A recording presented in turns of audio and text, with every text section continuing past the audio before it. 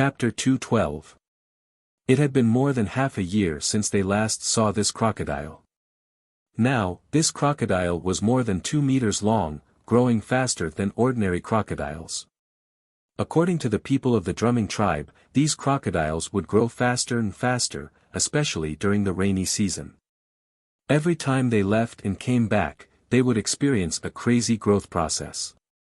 "Little guy, long time no see." Xiao Xian looked at the crocodile and said. He also reached out and touched the hard skin on the crocodile's head. Seeing that Xiao Xian was so familiar with the little crocodile, the warrior who led them into the tribe smiled even wider, and his attitude became more enthusiastic. However, with their big mouths, Jiao Wu felt a chill run down his spine. These people's eyes were really like crocodiles. Jiao Wu and the others thought. If they saw the fighting state of the drumming tribe, this feeling would be even stronger. After a winter, although the temperature was warmer, it was not to the extent that they liked. However, in the drumming tribe, crocodiles could be seen everywhere. Several warriors of the patrol team protected Yan Ji and the others and led them into the tribe. If no one led them, the crocodiles would attack strangers and eat them as food. Some crocodiles floated up from the pool, coldly looking at the people passing by, and then sank back into the pool. Jiao Wu and the others were tense, but the two children's mentality was much better. They curiously stared at the large and small crocodiles around. Since they came to the drumming tribe, they naturally had to visit the chief and the shaman of the drumming tribe. Moreover, Xiao Xian had something to discuss with them. Last time when Xiao Xian came, the two had shown a friendly attitude, hoping that the two tribes could cooperate. This time, Xiao Xian came to talk about cooperation. The shaman and the chief of the drumming tribe had received the report from the patrol team and were waiting outside the house. Standing outside the house to greet him instead of sitting inside showed the attitude of the shaman and the chief, showing that they valued Xiao Xian. "Long time no see, Xiao Xian." The shaman of the drumming tribe looked at Xiao Xian and said. "Not too long, only half a year." Xiao Xian walked over and took out a piece of jade as a gift. Fan Mu took over the jade and felt a gentle warmth in his hand, which eased his irritable mood a lot. It was not that they had never seen jade before, but because the tribe was located in a remote area, far away from the central region, and unlike the Pu tribe, they did not like to travel far. In addition, the Pu tribe rarely brought jade back, so within the tribe, there were not many people who had seen jade. Only a few people with high status had seen it. The shaman of the drumming tribe looked at Xiao Xian with a more relaxed expression, not only because it was a gift from Xiao Xian, but also because he knew that before Xiao Xian left, he only had some water moonstones on him. For someone who could travel with the Pu tribe, wander around the central region, and bring his tribesmen back safely, his strength should not be underestimated. As a shaman, what he saw was not only the immediate benefits, but also something that was more beneficial to the development of the tribe in the long run. Although the shaman didn't quite understand why the people Xiao Xian brought here looked like ordinary people who hadn't awakened, he knew it involved the secret of the Flaming Horns tribe, so he didn't ask in detail. He just asked people to take Yan Ji and the others to the next room to rest, and then he and Fan Mu took Xiao Xian into the room to talk in detail. Move the tribe. After hearing Xiao Xian's words, the shaman and the chief of the drumming tribe were very surprised. Generally speaking, unless there was a great change, the tribe would not move at will. The bigger the tribe, the more difficult it was to move. Yes. To be honest, our shaman and the chief have long wanted to move the tribe to the central region, because the tribe used to be in the central region, but later left because of some things. When I go back this time, I will tell the shaman about the situation in the central region, and he will probably make the decision together with the chief. Xiao Xian explained, hiding something. If we move the tribe, we may land in the drumming tribe. At that time, I hope the drumming tribe can help us. I promise that we will not be a threat to the drumming tribe, nor will we invade and occupy the territory of the drumming tribe. Xiao Xian said. Whether they would invade and occupy, these were not things that they believed in Xiao Xian. After all, Xiao Xian was not the shaman, nor the chief of the Yanjiao tribe. As the chief of the tribe, Fan Mu and the shaman had to consider more. Xiao Xian was not in a hurry. He would stay in the drumming tribe for half a year until the end of the rainy season, which was also agreed by the shaman and Fan Mu. They would also make a decision in this half a year. After talking for a long time in the shaman's room, Xiao Xian came out and went to Fu Shi's house with Yan Ji and the others. Although they had not seen Xiao Xian for half a year, Fu Shi's family was still very enthusiastic and took out meat to entertain them. As a result, Yan Ji and the others saw the heroic and bloodthirsty people of the drumming tribe at the dinner table. Hearing Xiao Xian say that they would live in the tribe for half a year, and there was no place to live here temporarily, Fu Shi rolled up his sleeves and said, "I will help you build a house. Just build the one next to it. When Chen Jia has a family and children, he can live there too." The houses of the drumming tribe were partly built on water. Xiao Xian was not familiar with this kind of building technique, so he really needed Fu Shi's help. But fortunately, there were many people, and Xiao Xian was strong enough to carry wood to build a house. After a day, a house about the same size as Fu Shi's house was built. There were 3 rooms in the house. One was for Yan Shua's family, one was for Yan Zhua and his wife, and the remaining one was for Xiao Xian and Yan Ji and his brother. They would live here temporarily, so it would not be too complicated. Besides, they basically worked outside during the day, so they would only live here at night to give their children a place to stay. Let's make do with it for now. Xiao Xian looked at the house and said. That. Jiao Wu pointed to the crocodiles swimming in the pool under the house and stammered. Wouldn't he have nightmares living here? It's okay. As long as you don't provoke them, they won't attack you. Xiao Xian said. Bang! Cha-Cha threw down a deer he caught from the forest and left. Under the guidance of Fu Shi, Yan Zhua and the others went to the river to deal with the deer, and then dragged it back to the house. Before roasting it, Xiao Xian asked Yan Zhua to cut a piece of meat from the deer, walked to the window, and threw it to the small crocodile in the pool. Although it seemed that crocodiles usually crawled and swam slowly, they were quite fast when hunting. The meat that Xiao Xian threw out was accurately caught in the crocodile's mouth. They would live in this house until the rainy season. Of course, living in the drumming tribe, Xiao Xian also paid the accommodation fee. Sometimes he would send some game to Fu Shi and the others. After all, this place belonged to Fu Shi's family, and Fu Shi's family usually helped them a lot. Xiao Xian intended to leave before the rainy season, but to leave, they had to build a boat, which needed to be stronger and more durable than the previous one. In terms of wood, Xiao Xian would look for wood in the forest near the drumming tribe every day. If he was satisfied, he would carry it back. If he couldn't find it, he would go to a farther place to look.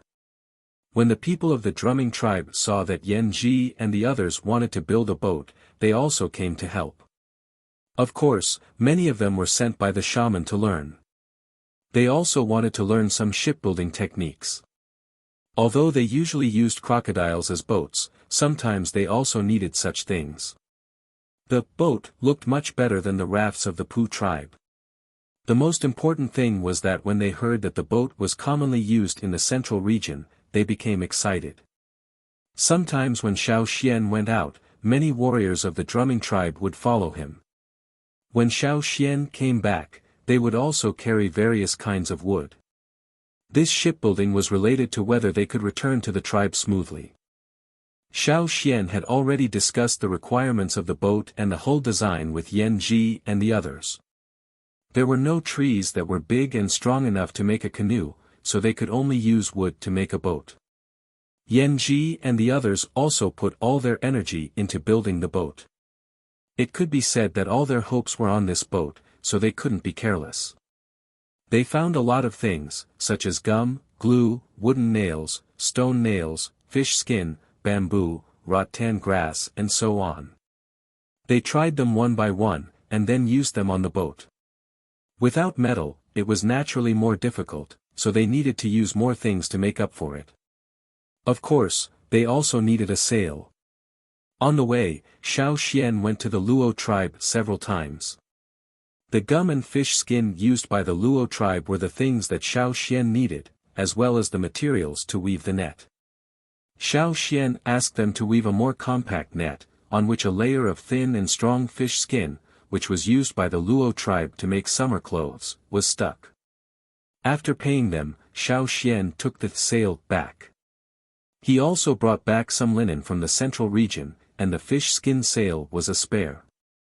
During the time they lived in the drumming tribe, Jiao Wu was no longer afraid of the crocodiles. Although he still avoided them, he was not as afraid as he was at the beginning. Moreover, Xiao Xian also told them that on the way back to the tribe, they would encounter more things that were more terrible than the crocodiles. If they didn't even dare to look directly at the crocodiles, how could they sail? When the boat was built, the rainy season was coming. As a means of support for their return, Yan Ji and the others built a wooden shed to protect the boat. After a long time of thinking and discussion, the shaman and the chief of the drumming tribe made a decision. They were willing to help the Yanjiao tribe when they arrived, and allowed the people of the Yanjiao tribe to enter their tribe. Xiao Xian swore by the totem that he would not rob the drumming tribe of their water moon stones and other things, nor would he maliciously hurt the people of the drumming tribe when they arrived. The two sides discussed for a whole day in the shaman's hut. Although most of the people of the drumming tribe were not so complicated and did not think too much, as the leaders of the tribe, the shaman and the chief were much more shrewd and thoughtful. After finalizing the cooperation between the two sides, the shaman of the drumming tribe specially wrote a letter on an animal skin roll to the shaman of the Yanjiao tribe. At the end of the animal skin roll, there was a totem of the drumming tribe. This was the communication between the shaman and the shaman. This was the first high-level communication between two tribes that had never formally met. The shaman wrote something, and the chief also wrote something. Xiao Xian would bring it back. He believed that the shaman and the chief would be very happy to see this. The rainy season is coming. Are you ready? The shaman of the drumming tribe stood by the window, looking at the sky outside and asked. Behind the shaman, Xiao Xian carefully put away the animal skin roll and replied, almost. When the rainy season comes, we will prepare some food and bring it back. Xiao Xian had said that he was not sure when the Yanjiao tribe would move, but it would be as soon as possible. Compared with other high-level members of the drumming tribe, the shaman believed in Xiao Xian and the Yanjiao tribe more. When he first felt the power of the Yanjiao tribe's shaman from the stone card with the totem of the Yanjiao tribe, he believed it. It was the shaman's intuition and feeling. I look forward to your early arrival.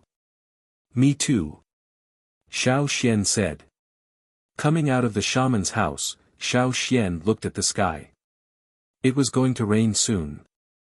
When the rain came, the rainy season would come. The biggest change in the rainy season of the drumming tribe was the crocodiles. In this boundless river, many river animals would be active in this rainy season, and so would the crocodiles of the drumming tribe. When the rain came, it also indicated that this year's rainy season had begun. Crocodiles, big and small, went to the river one after another. The crocodiles that usually stayed in the pond in front of Fu Shi's house also left. When these crocodiles came out of the valleys, tributaries, quagmires, and ponds, they moved their big claws and dragged their huge bodies slowly on the ground. It was a spectacular scene. The little ones who didn't leave with the team last year could also leave this year after a year of growth.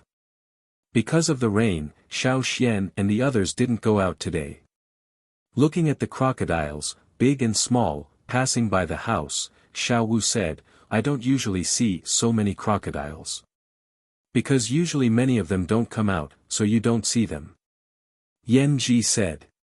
Yan Yan and his brother stood in front of the window, looking away from the crocodiles outside, and asked Xiao Xian, Brother Xian, does our Yanjiao tribe also have such crocodiles? No. Then what do we have? Yen Yen was very curious. In addition to people, there are only a few strange creatures. Are they like Cha-Cha? They look different. Xiao Xian took a charcoal pencil and drew some pictures on the board. This is Caesar, a wolf. This is Ho, a cave lion. And Sia, a deer dolphin, looks a bit like a wild boar, but has no hair. You will know when the time comes, and Xiao Xian also told Yan Ji and the others about the tribe situation, so that they could be mentally prepared. However, for Yan Ji and the others, it didn't matter whether the tribe could make pottery, jade, silk clothes, big boats, etc. They just wanted to go back to the tribe, which was their biggest wish. The rainy season passed day by day, and the crocodiles of the drumming tribe gradually left. When the rainy season was over, the only crocodiles that could be seen in the drumming tribe were those who were not born in the breeding season. They couldn't leave, and the people in the tribe would take care of them. It's time for us to go. Xiao Xian asked everyone to pack up their things, move the boat out, and carry it to the river. The shaman and chief of the drumming tribe, and some other senior members of the drumming tribe also came to the river to see them off. After saying goodbye to the people of the drumming tribe, they boarded the boat. Xiao Xian came here from the Yanjiao tribe, but there were still many places that Xiao Xian hadn't been to. When all the tribes in Yanjiao moved here and settled down, he would go to those places again. He would go to the Thousand Masks tribe, the Hui tribe, and the Rain tribe. Goodbye. Xiao Xian waved to the people on the shore. They opened the sail and returned. Chapter 213. After the end of the rainy season, many creatures in the river had left. The most common ones in the river were the piranhas. Of course, there were also some inconspicuous small fish that could directly eat the giant fish, as well as some big fish that threatened the hull from time to time. Xiao Xian had already told Yan Ji and the others about the threats in the river. This time, there were many people, and not only Xiao Xian was rowing. Just like last year, they used the sails, oars and cha-cha to pull them forward. With the experience of last time, Xiao Xian was mentally prepared about what to pay attention to this time. Especially when they encountered invisible air pressure descending from the sky, they were prepared in advance. They were prepared, not overly curious, and focused on moving forward. Generally speaking, it went smoothly. However, sailing on the river again, Xiao Xian always had a very strange feeling. He couldn't tell why, but he always felt that the boat should be able to go faster. Although he couldn't figure out what that feeling was, it wasn't a sense of crisis. Xiao Xian couldn't figure it out, so he didn't think about it anymore. He put this question in his heart first, and thought about it carefully when he had time.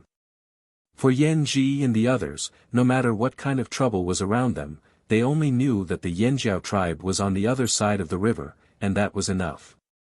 When Xiao Xian and the others were sailing on the river, the Yanjiao tribe had been restless since the rainy season, and had not calmed down, especially after the end of the rainy season. Do you think Xian will come back? Lang Jie asked, playing with the freshly polished stone arrowhead in his hand. I don't know. Mai said, arranging his hunting tools. The shaman said that Xian had already arrived at the old haunt. Do you think that Xian will come back after playing there for a few years? Lang Jie asked again. Mai didn't answer this time. None of them knew what the situation on the other side of the river was like. Mai's silence did not shut Lang Jie up. He continued to talk to himself, what are the people in the other tribes like? If Xian can come back safely this time, will we be able to go to the other side of the river like him next year, to the old haunt that the shaman mentioned? Lang Jie was not the only one who thought this way. Lang Ga's thoughts were also the thoughts of most people in the tribe. Over the past year, the tribe had changed a lot. Just think about it a little and you would know. Even the two team leaders who had always been at odds with each other put aside their differences. In the past, there would have been a hunt after the end of the rainy season. However, this year, the two team leaders were not in the mood to lead the team. After a discussion, the shaman and the chief agreed. Every day, there would be quite a number of people loitering by the riverbank. The continuous sunny weather after the rainy season was supposed to be a good day for hunting and bathing. However, whether it was adults or children, on the mountain or at the foot of the mountain, no one was in the mood to do anything else. Whenever they were free, they would stare at the river. As the days passed, the river level began to drop. Will Xian come back or not? Have you forgotten about it? Don't talk nonsense. Once the river level began to drop, it would only drop faster and faster every day. They were anxious. They didn't know how long they would have to walk on the river. Seeing the river level drop day by day, they were also anxious. From the end of the rainy season to the full moon, whether Xiao Xian could come back or not depended on this period. There were many fish fences on the riverbank. As the fences left the river one by one, the people who walked around the riverbank every day ate less and became thinner in a few days. On this day, the two team leaders who walked around the riverbank every day looked at each other and sighed. They both saw the helplessness in each other's eyes. The greater the hope, the greater the disappointment. They already thought that Xiao Xian would not come back this year. What about another year? 1 year, they didn't think so before, but now they felt that it was a long time. While they were sighing, Kiki, who was poking at the sand and staring at the river, suddenly stood up and stared at the river in the distance. Ta and Gigu saw Kiki like this, and their hearts trembled. They didn't have time to think about anything else, and hurriedly looked at the river in the distance. Yang Guang was a little dazzling. The ripples on the river reflected the golden light. Further away, where the river met the sky, it was a little blurry. However, this didn't prevent Ta and Gigu from seeing the little black spot where the water met the sky. Is it Xian? Ta's voice trembled. In the past, he didn't like Xiao Xian very much. However, since he knew more, he also understood that whether the tribe could go out or not depended on Xiao Xian. His attitude towards Xiao Xian naturally changed, and he also had unprecedented expectations. Because of his high hopes, Ta was still a little hesitant and didn't believe it when he saw the little black spot on the river. Yes, it must be Xian. Who else could it be? Boss, it must be him. Kiki and the others standing next to Ta all answered. Ta didn't pay attention to them, but looked at Gigu, waiting for Gigu's answer. Gigu stared at the river. When the little black spot got closer and closer, the muscles on Gigu's originally tense face trembled, and his eyes were filled with ecstasy. Yes. Look at the sky. There was a shadow in the sky. Is that Cha-Cha? Ha. Ha. Gigu laughed out loud. He held the wooden whistle, took a deep breath, and blew it with all his strength. The sound of the wooden whistle, which was as clear as the chirping of birds in the forest, was extremely harsh at this time. However, the people in the tribe who heard the whistle didn't think it was unpleasant at all. Because it was made by the people on the shore, and the sound meant that the thing they were looking forward to might happen on the river. The whistle only sounded once and then stopped. It wasn't that Gigu didn't want to continue, but that he used too much strength and the wooden whistle broke. The whistle was blown to pieces, which showed how excited Gigu was at this moment. The shaman said that as long as Xiao Xian came back, there would be hope for everything they wanted to do. For thousands of years, they were about to achieve what their ancestors had been looking forward to. Jiao, a long eagle cry pierced through the sky and spread to the tribe. Caesar didn't wait for old Ku to get on his back, and ran towards the river bank, leaving old Ku alone. He looked at Caesar's back and shook his walking stick hard. However, he didn't show any anger on his face. Instead, his red eyes were filled with joy. Roar, the animals on the mountainside and the top of the mountain roared when they heard the sound that had disappeared for a year. The shaman stood on the top of the mountain and rushed down the mountain. He was even more excited than when he heard that the bodies of his ancestors had been found. It had been a year. During this year, the shaman had been thinking about what would happen if Xiao Xian succeeded, and what would happen if he failed.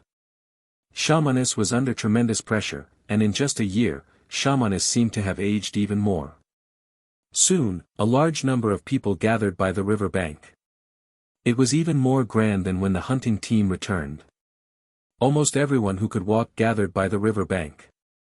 Those who couldn't walk or were injured were carried by those who could walk. Standing at the front were the shaman, the chief, the team leaders, and some old men who had more power on the mountain. This was the only place where no one dared to squeeze. As for the other places on the river bank, everyone wanted to stand at the front and watch. However, the space was limited, so they could only squeeze with their strength. Even the fish fence made by Xiao Xian and Lang Jie was full of people. It was like a fighting ring. Whoever wanted to go up had to rely on their strength. It was really hard to imagine how these burly men could squeeze onto the stone pillars that were much thinner than them. Hey, don't push. Why are you pushing? Go back. Don't push, or I'll beat you to death. The person standing at the front of the river bank felt a strong push from behind.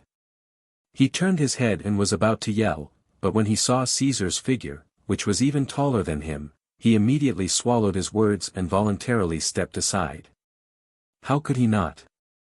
Caesar was baring his teeth.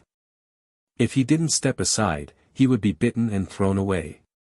Xiao Xian also saw the people by the river bank. He stood at the bow and waved his hand. He shouted to them, "I'm back." Ouch! Caesar howled to the sky and squeezed the people next to him. He was so excited that he wanted to jump into the water. If there were not so many uncertain factors in the river, he would have jumped into the water. Is that, our tribe?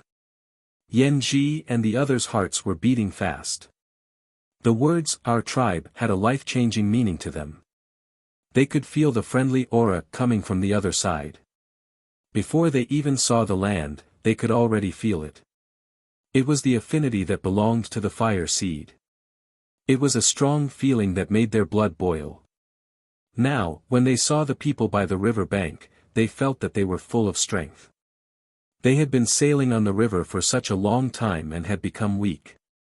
That is our tribe. Yen Shua took the wooden oar and intended to paddle again. Although Cha-Cha was pulling the boat, they just wanted to go faster and get closer to the other side. Yen Ji had the same idea. When they were about to paddle again, they suddenly heard the sound of water breaking out from the back of the boat. They had heard this sound many times during the voyage. It was the sound of a fish jumping out of the water. Judging from the sound of the water, it was a big fish. Yen Ji and the others' hearts sank at the same time. When they encountered this situation on the water, Xiao Xian and Cha-Cha were the ones dealing with it. However, Xiao Xian was standing at the bow and Xiao Xian didn't seem to turn around to help. The shadow was getting closer and closer. Yen Ji turned his head and saw the scales on the fish, which were bigger than his palm, and the dense fangs in its mouth. If they didn't take any action, the fish would directly eat Yen Ji and Yen Shua, who were the closest to it. If they fell on the boat would be overturned. The fish was getting closer and closer. Yen Ji could even smell the fishy smell coming from the fish. They were so close. Would they be buried in the fish's belly? Yen Ji and Yen Shua felt that their hands and feet were cold. They could only hold the wooden oars and try their best, although they knew that with their strength, they couldn't compete with the big fish. However, before Yen Ji and Yen Shua could take action, in the next moment, they felt a piercing sound coming from the other side of the river. An austere and cold wind quickly swept over their exposed skin, almost causing goosebumps to appear on their bodies. Whoosh! Whoosh! Whoosh! Thin and thick spears and long and short stone knives shot past Yen Shua and Yen Ji and nailed the fish. Puff! In an instant, blood splashed everywhere. Chapter 2:14. In an instant, the jumping fish was almost nailed into a hedgehog by the spears and stone knives. After the spears and stone knives were nailed into the fish was directly pushed away from the top of the boat. Before the fish fell, a variety of stone tools were thrown one after another. In an instant, the fish that had been nailed into a hedgehog became even more miserable. Whoosh, a stone pillar, as thick as a thigh and much longer than a person, directly hit the fish like a spear. It was a stone pillar from one of the fish fences. Someone directly pulled it out and threw it as a weapon. Yan Ji and the others only heard a muffled sound. Blood splashed and splashed on their faces.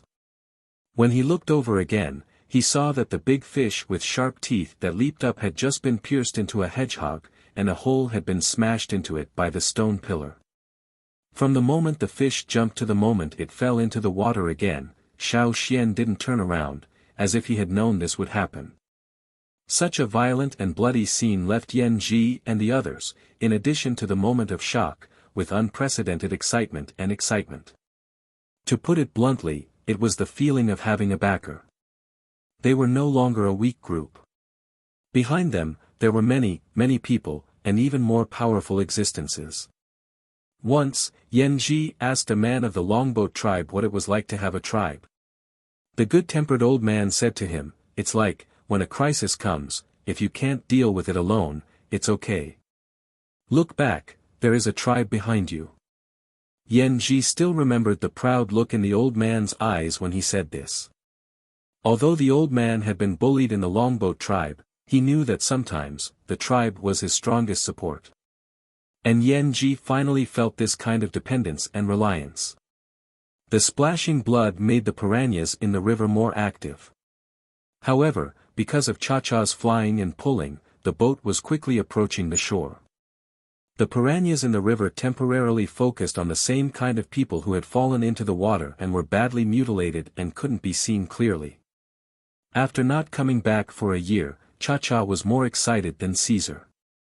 After going out for a walk, it felt that the tribe was better. It was more comfortable in the forest.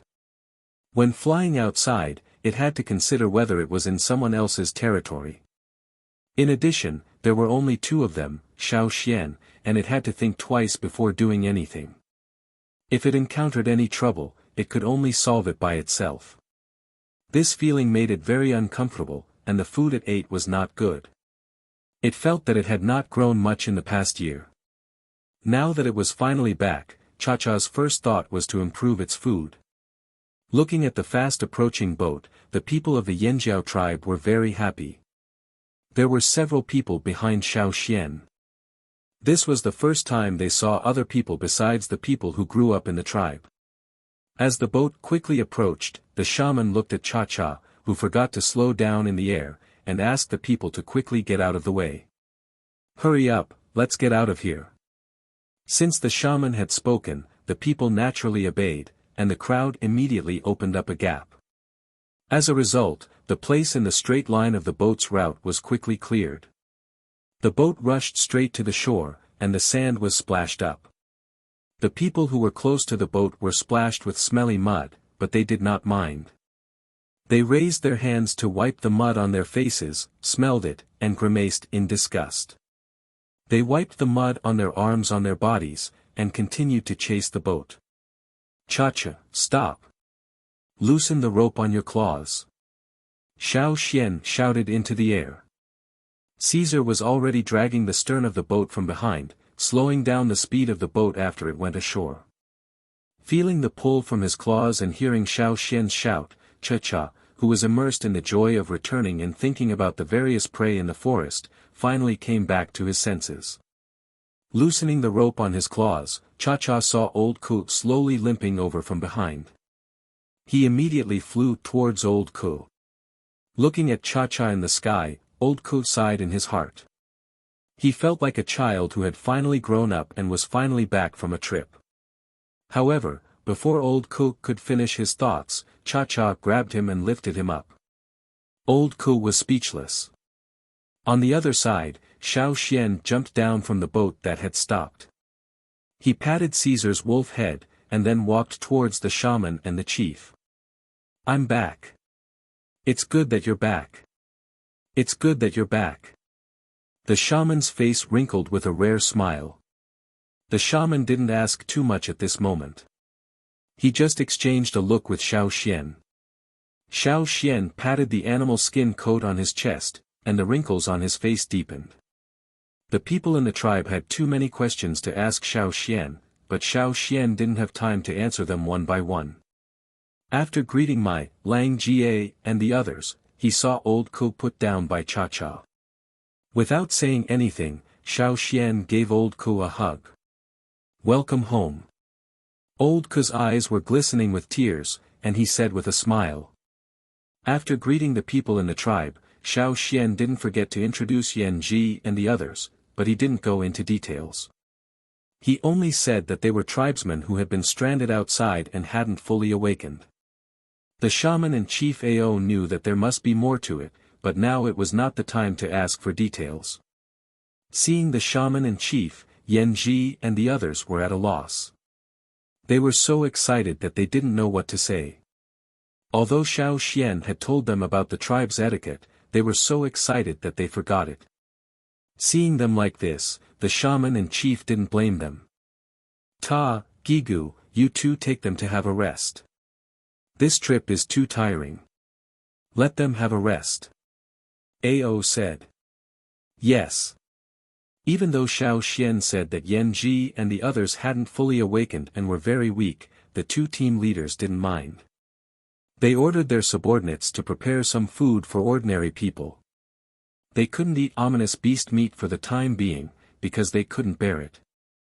When Ta and Gigu took Yan Ji and the others up the mountain, an enthusiastic ant squeezed through, lifted the burly Jiao Wu with one hand, weighed him, and said regretfully, "Not strong enough." Jiao Wu.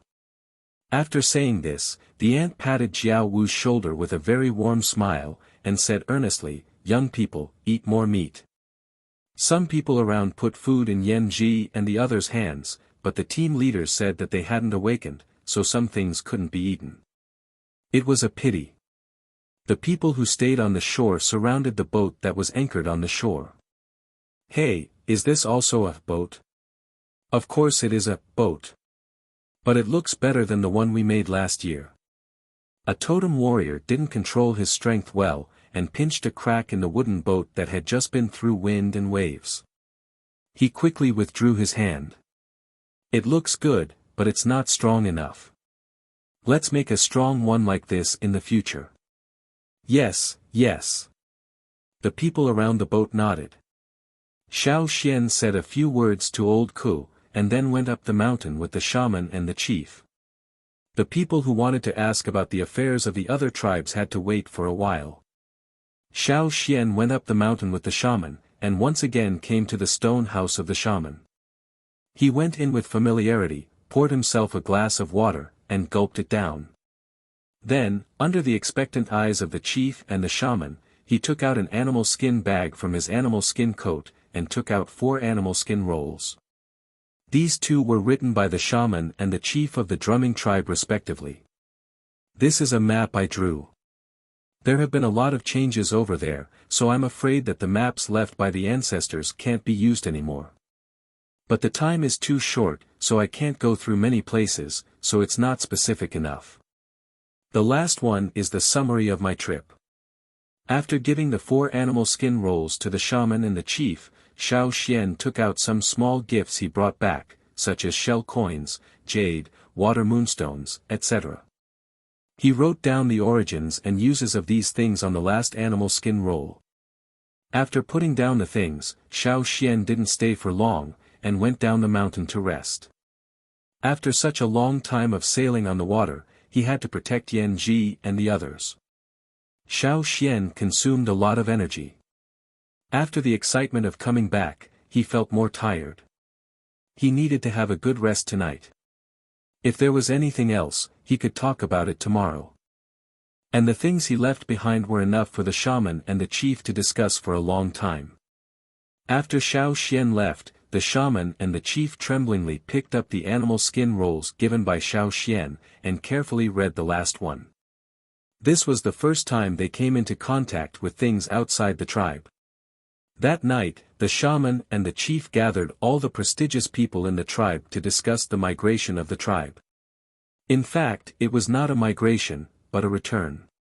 Now, there was finally hope to return to the old haunt. Chapter 2:15. Xiao Xian's return changed the atmosphere of the tribe once again. The people in the tribe had doubts before, but now they were very sure and looking forward to it. In the morning, Xiao Xian walked out of the door, felt the yang guang in the sky, and stretched. The soup is ready, and the meat is almost done. Eat it before you go up the mountain. Old Ku said in the house. He had prepared the food early in the morning and started to polish the stone tools. Okay. Xiao Xian answered. After a night of rest, all the fatigue from sailing on the water had disappeared, and he was very energetic.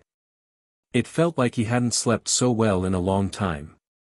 Because he had told the shaman yesterday that he would go up the mountain to discuss today, Xiao Xian did not delay any longer. He took the roasted meat that was almost done, poured a bowl of soup, and ate it. After the meat and soup entered his stomach, the emptiness in his stomach disappeared, and he felt very comfortable. Vicious beast meat is really delicious. Xiao Xian wiped his mouth, said goodbye to old Ku, and went up the mountain. In the past year, because of the shaman's influence, the distance between the people on the mountain and the people at the foot of the mountain had narrowed a lot, and the once clear division of classes had become blurred. The shaman said that if they could go out, everyone would be in the same group. Outside, there was only the Yanjiao tribe, and there was no distinction between the top and the bottom. Perhaps there were still many people who did not understand, and their thinking had not changed.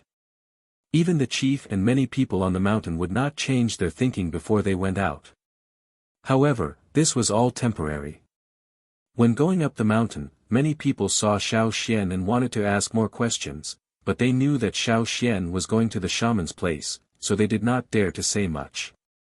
They just greeted him, and then watched Xiao Xian go up the mountain. When he got up the mountain, he did not even need to take out the shaman's badge, and no one stopped him. The people on the mountain looked at Xiao Xian with sparkling eyes. Even the old men who usually liked to put on airs had kind looks on their faces. When Xiao Xian entered the house, only the shaman was there, and the others had just left. After a night without rest, the shaman was also tired, but the excitement in his eyes did not diminish.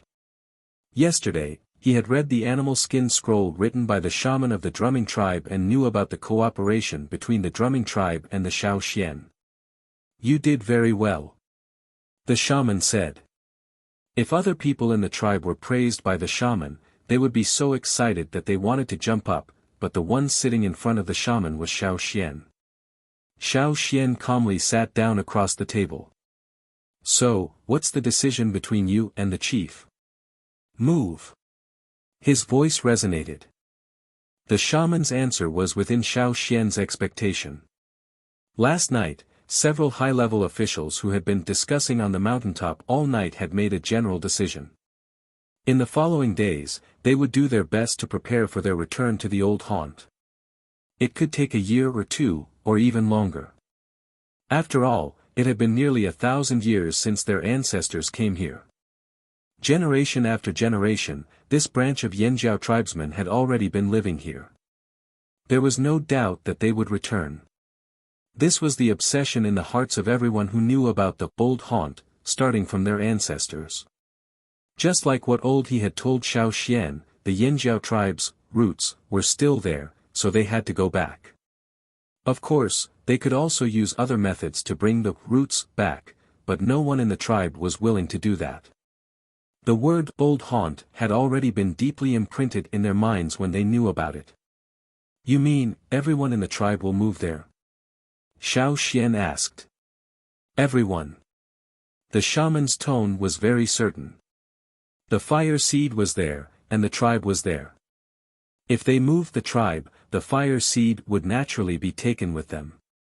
If the fire seed was taken away, everyone in the tribe would have to take it with them. Without the fire seed, it would not be so peaceful. The nearby ferocious beasts would slowly infiltrate this place. The fire seed's deterrence to ferocious beasts was not to be underestimated. Just like in the old haunt, even if it was just an underground fire vein, ferocious beasts rarely appeared there. What about here? Xiao Xian asked. To be honest, Xiao Xian was quite reluctant to leave this place. Compared to the other side of the river, this side of the tribe was really quite peaceful. Where there were people, there were disputes. Most of the time, it was not only about killing and robbing, but also more complicated. Would people who had lived here since childhood be able to adapt to the life there? Xiao Xian was really worried about this. This is our way of retreat. The shaman stood at the window, looking into the distance. If we can't establish a foothold in the old haunt, we will retreat again and recuperate. When we are strong enough, we will go back. The shaman's idea of going back was very firm, probably because of the things left by the ancestors, the influence of those words, and also because of the shaman's duty. Communication with other tribes will promote the progress of civilization. This is good. However, the temperament of the tribesmen was relatively simple and still needed to be trained. The shaman looked in the direction of the river. We have to go out first. Once we go out, we will naturally adapt. If they couldn't adapt, as he said just now, they would retreat, recuperate, and recuperate. By the way, did you read the animal skin roll I gave you yesterday? Xiao Xian asked. Yes. Because he had read it, the shaman thought a lot, and his desire to go back was even stronger. The Yinjiao tribe should not be forgotten as a strong warrior in the central region. Xiao Xian alone was far from enough to let more people know about the Yinjiao tribe. Although I don't have much contact with the big tribes in the central region, I know that there are many strong warriors in each tribe. Strength, as far as I know, although there are not many senior totem warriors in each tribe, compared to our tribe, there are still a lot. After all, the population of our tribe is still too small. When we return to the old haunt, although more wanderers will gather here, before that, we have to have enough strength to make them fear us. Xiao Xian said. Hearing Xiao Xian's words, the shaman was silent for a while. He naturally understood Xiao Xian's concerns. However, the improvement of strength could not be decided overnight. What do you mean? Since Xiao Xian mentioned it, the shaman knew that he must have something else to say. Xiao Xian smiled, took out a fiery red crystal from the animal skin bag, and waved it at the shaman. This fire crystal. The number of fire crystals is still too small. The shaman frowned.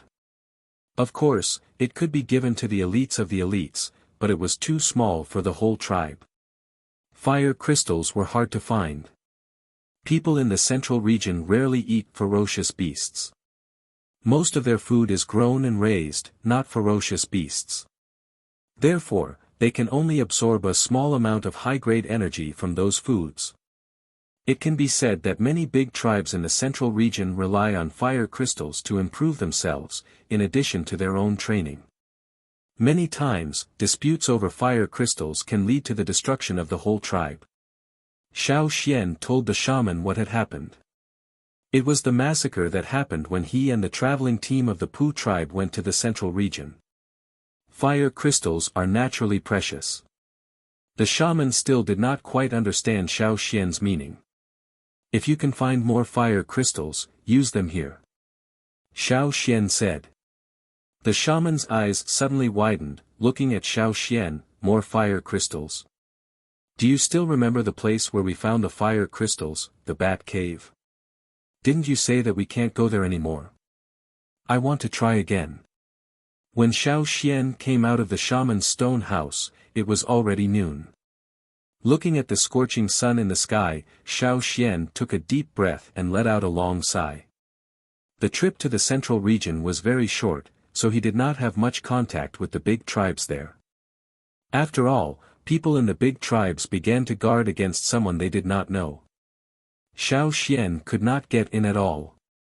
The only people who talked more were the 2 people from the Mang tribe and the 8 Limbs tribe. The others did not bother to talk to Xiao Xian. And that trip made Xiao Xian more aware of the importance of the tribe in this big environment.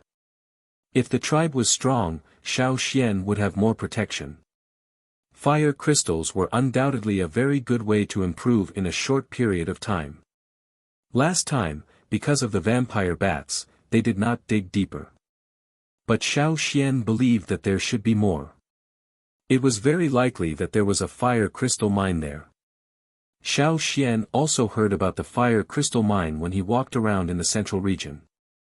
For a fire crystal mine, there might be disputes between 2 or more tribes. And now, in the forest, there might be a fire crystal mine, and no tribe came to fight with them for it. Xiao Xian certainly would not let go of such an opportunity. For this, Xiao Xian was willing to go there and take the risk again. 2 days later, the shaman and the chief proposed the return plan, which also indicated that the tribe's return trip was officially put on the agenda. Although the time was not set, it showed the tribe's attitude. In the next few years, this plan would be the center. From the day the shaman and the chief proposed the return plan, the tribe began to officially mobilize all the people. Last year was just a warm-up, and from this day on, it was the real fight for the return. First of all, they had to take good care of their bodies, especially those who lived at the foot of the mountain, who were in poor conditions. The tribe would provide more food for those thin children. Every child was the future of the tribe. But the shaman also said that the tribe did not need useless people. If they did not take this opportunity to improve themselves, then, humph. The shaman did not say what they would do, but everyone was worried that they would be left behind. The tribe had left, and if they were left behind, how could they survive in this wild mountain? The healthy people had their tasks, and the disabled people also had ways to prove their value. For example, Old Ku would make more stoneware every day. The people at the foot of the mountain only needed to exchange a few things from Old Ku. With Xiao Xian, Old Ku was not worried about food. Besides, Caesar and Cha-Cha often went out to drag prey back. At the foot of the mountain, Old Ku was already the richest person. When Xiao Xian and the others came back, it was almost the full moon. The hunting team would go out after the full moon.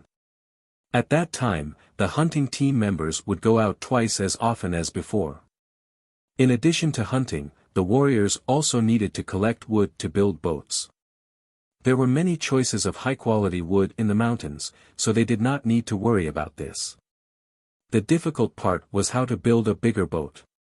Yan Ji and the others could build a small boat, but they were not sure how to build a big boat like the one in the longboat tribe. They needed more time to try. If they could not build a big boat, the tribe could not move. After all, this was a big migration of more than 2,000 people.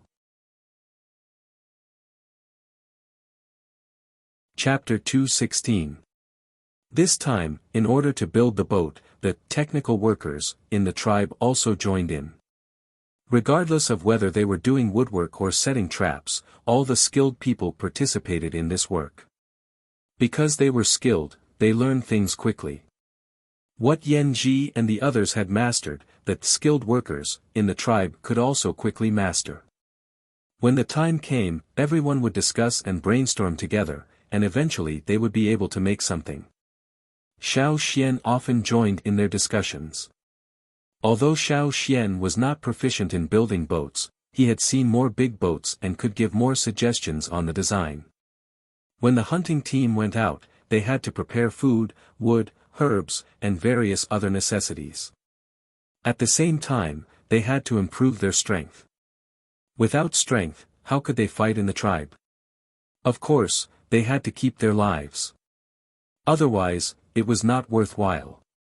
On the mountain, Yan Ji and the others had been settled down. Because it was not the time of the annual sacrifice, they had not awakened their totem power yet. They had to wait until the beginning of next year, when they could awaken their totem power with the next batch of children who met the conditions. Although they had to wait for half a year, Yan Ji and the others were very happy. After all, they were back in the tribe. They were no longer rootless duckweeds and would not be bullied by others. After living in the tribe for a few days, they also learned about the living conditions of the tribe. They had confidence in the Yanjiao tribe and were looking forward to the tribe moving back to the old land. "How is it?" Yan Zhua asked his wife, who came in from outside. He knew that his wife had been trying to make pottery these days. Yan Zhen shook her head. "It can't be done." The eyes of the several old men sitting next to her also became gloomy. As Xiao Xian said, even if they had the technology of making pottery, they could not make pottery here. What they made was either broken or fragile. It was no wonder that in the past 1,000 years, the Yanjiao tribe had basically used stone tools. "It's okay," Xing suppressed his disappointment and said with a smile, "When we go back to the old land, we will try again." "Yes, when we go back to the old land, everything will be different." The other old men also said. Yan Ji and the others were settled here. It was said that they were taking care of them, but in fact, everyone wanted to know more information from them. Being tyrannical in the nest was different from being tyrannical outside. Once they were outside, if they wanted to continue being tyrannical, they would need to have the capital and strength to be tyrannical. Just like hunting, it was better to know the habits of the prey. If they wanted to know the situation on the other side of the river, the best way was to learn from Yan Ji and the others. While Yan Ji and the others were talking about pottery, they saw people walking down the path of glory from the top of the mountain. "Are those the hunting team?" Yan Ji suppressed his excitement and asked. "Yes, because the plan has changed. From now on, there will be more people going out each time," an old man said. "Hunting. Ominous beasts." Jiao Wu still couldn't believe it. The hunting team is quite imposing," an old man said. Xing glanced over and said, "Because the leader told them that on the other side of the river, there are many people who are stronger than the beasts. This time, there are probably many people who want to use the beasts to practice." Yan Ji and the others, there were many people who were more powerful than ferocious beasts. These words were slightly exaggerated.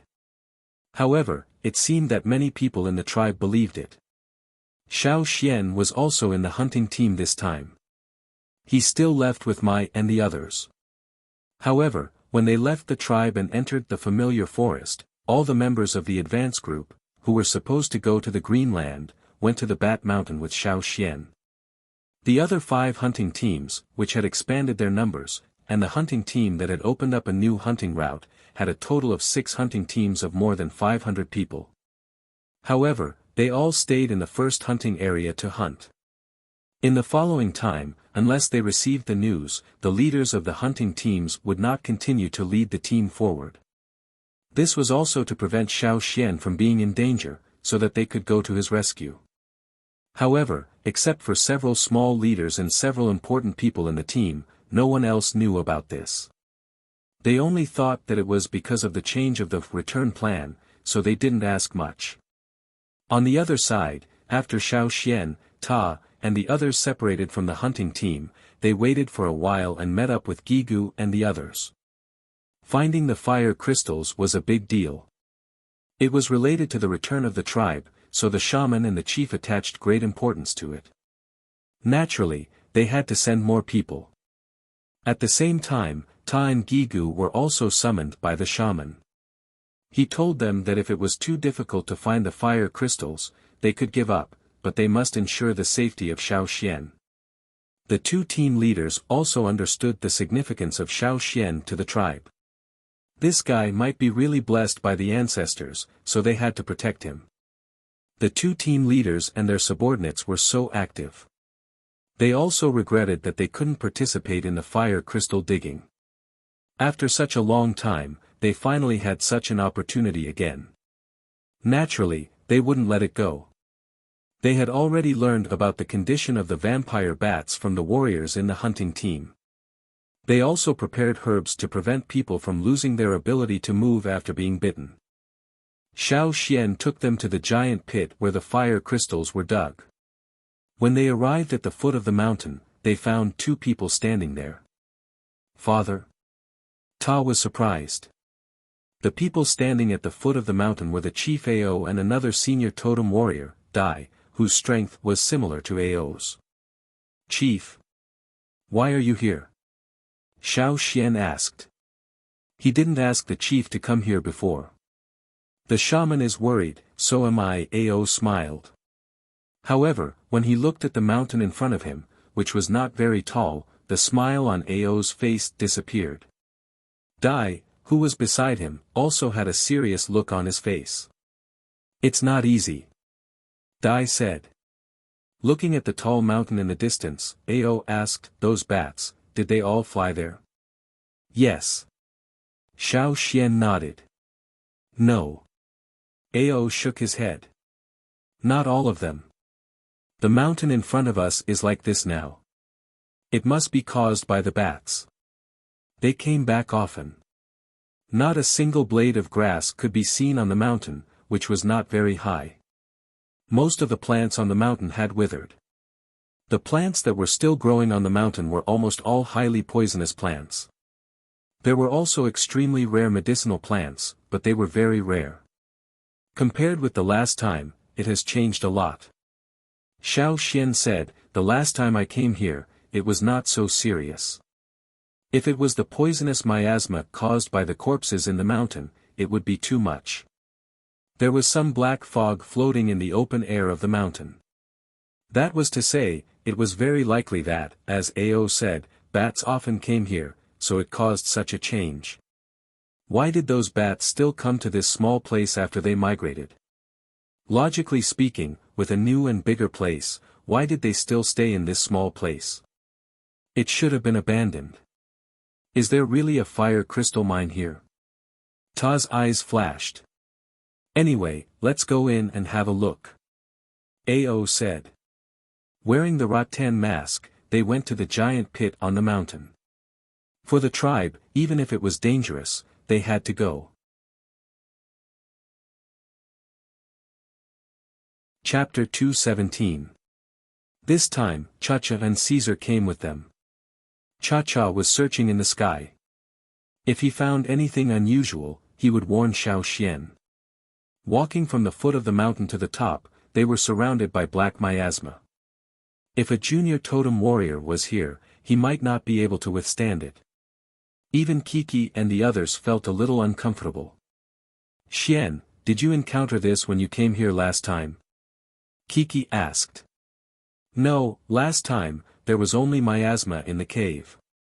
Outside the mountain, there was grass and other plants. Xiao Xian said.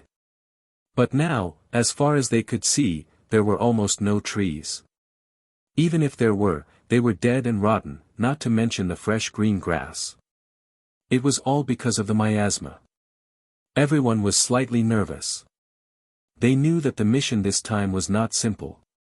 While walking, Xiao Xian stopped and listened carefully. It was like the sound he heard when he came here last time. There was a rhythmic sound of air flow, like someone was breathing. What's wrong, Xian? Gigu, who was walking behind Xiao Xian, asked confusedly. What did you find? Ao, who was in the front, also stopped. The breathing sound could not be heard by others, not even by Ao. It's here. Xiao Xian said. It. Ta thought of something and became serious. The bat leader? Xiao Xian nodded. Didn't you say they went somewhere else? Kiki turned his head and looked at the mountain in the distance. Looking from here, they could see the mountain in the distance, which was much higher than the surrounding mountains. The mountain was surrounded by clouds and mist, and the top of the mountain was covered with white snow. That was the place where the bats had gone. Later, it was confirmed that the bats had occupied that place, and all the cave bears had been driven away. I don't know why, but I am sure that the bat leader is in this mountain. Xiao Xian pointed at the foot and said. After some thought, Ao said, let's go up and take a look. The last time he dug out the fire crystals, it was in the giant pit on the mountain. This time, he naturally had to go to the giant pit to have a look. As they continued to climb up the mountain, Xiao Xian told Caesar not to get too close. He also gestured to Cha-Cha in the sky to stop them from following them. In the wild, there was a strong sense of repulsion between vicious beasts. A single mistake could lead to an intense and endless conflict. The mountain was not high, and they soon arrived at the crater at the top of the mountain. The last time Xiao Xian had found this place to help search for people, he could still clearly see the situation in the sinkhole and the various plants growing on the walls of the sinkhole. But now, it was completely different. The black fog was even thicker than the fog at the foot of the mountain. The originally clear sky seemed a little gloomy because of the poisonous miasma. Under the sinkhole, there was an even thicker poisonous miasma.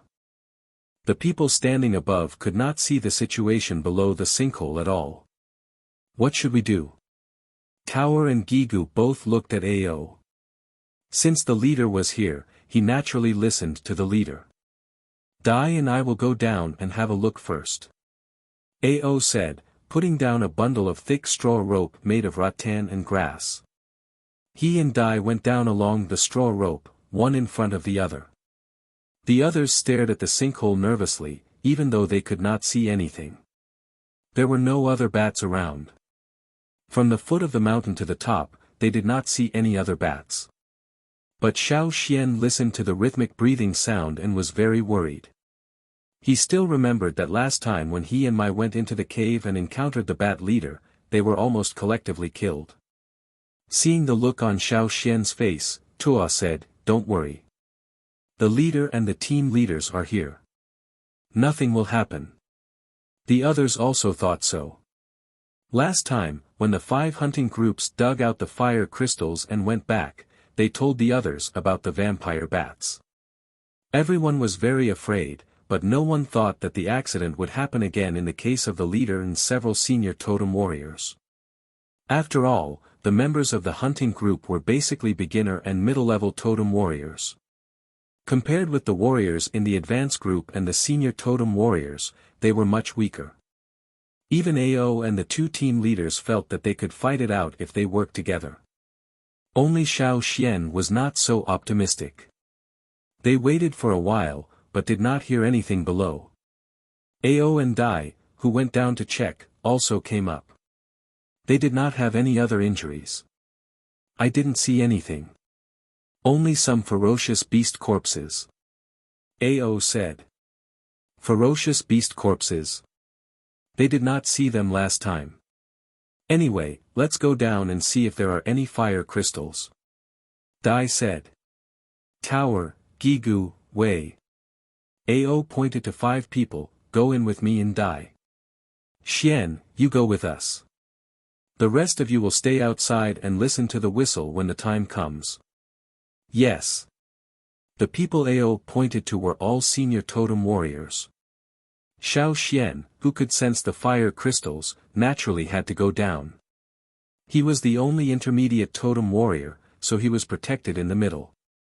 Walking down along the straw rope, Xiao Xian felt more and more confused. Something is wrong. Xiao Xian said. The others did not say anything, but Xiao Xian knew that they were listening.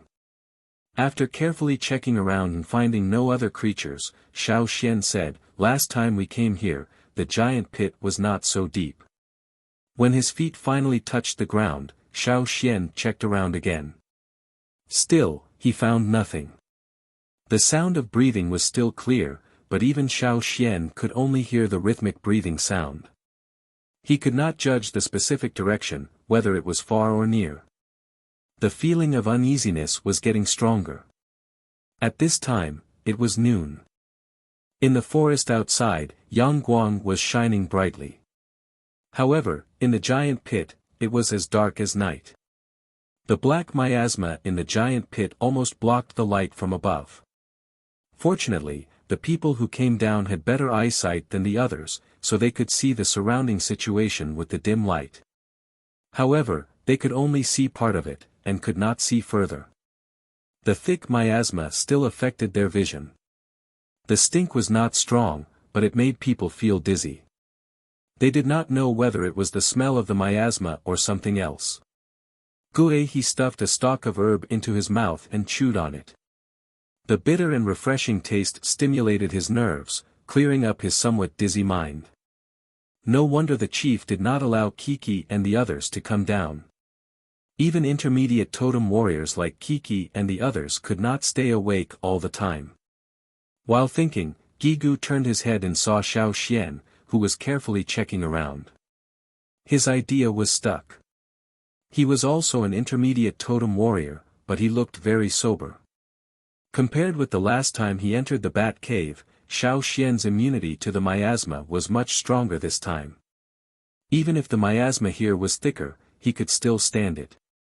There are great changes here. Xiao Xian lowered his voice and said. The last time they were here, the 5 hunting groups had left many holes because they were digging for fire crystals. Now there were also pits on the ground, but they were much bigger than those left by the last hunting group. Looking carefully, there were some deep claw marks beside those pits. It was easy to guess who had caused them. However, looking at those claw marks, if it was the bat leader, it had grown a lot. In the giant pit, there was a stinky smell. There were many corpses around. Some only had skeletons left, and some still had fur, but they looked very shriveled, as if all the water in their bodies had been sucked away. No matter the skeletons or those with fur, they were all large ferocious beasts. Did it do it? Ao asked Xiao Xian in a low voice. Yes, it should be. The bat leader was most likely to be the culprit. However, they didn't know why the bat leader would come back here after taking its brothers to fight for territory. It seemed that it had stayed here for a long time. Judging from the skeletons, it must have been here for more than a year. How strong was the bat leader that could catch these large ferocious beasts as food? Everyone was on high alert. Then, where are the fire crystals? Xian, can you find them? Ao asked. This was the primary purpose of their trip. The others also pricked up their ears, waiting for Xiao Xian's reply. Yes. Xiao Xian said. Where are they? Ao suppressed his excitement and asked in a low voice. Right under your feet. Xiao Xian said doubtfully, there is one 10 steps to the right of team leader Ta, and there is one not far behind team leader Gigu. It was not like this before. So many. Ao immediately bent down, intending to dig with his knife. However, when he moved his feet, he felt that he had stepped on a hard block. He dug the soil with his knife and saw the crystal with a very familiar texture. Although he couldn't see clearly because of the light, Ao was sure that this was the fire crystal. Ao Ding Ding held his breath and looked at the thumb-sized crystal under his feet. This was the biggest fire crystal he had ever dug up in his life. When he was young, he had dug it up once by chance. It was completely out of luck. Many people couldn't dig it up even once in their lives, but he had encountered it. But at that time, he had only dug up a very small piece. Even so, he had been excited for a long time. But now, looking at the crystal under his feet, Ao still couldn't believe it. So simple. Such a big piece of fire crystal was found by him. Even as the leader, Ao couldn't react for a while. The so-called digging, was this how he dug it up? No, no. Just as Ao picked up that piece of fire crystal, a strong sense of crisis suddenly struck him. Be careful. Ao and Xiao Xian almost shouted at the same time. However, the next moment, they found that their vision blurred, and they suddenly felt that their heads were about to explode. Their vision, hearing, and so on all disappeared at this moment. After a few seconds, they calmed down again, but everything around them seemed to have lost its sound. Ao Ning saw that Xiao Xian, who was not far away, was saying something with his mouth wide open.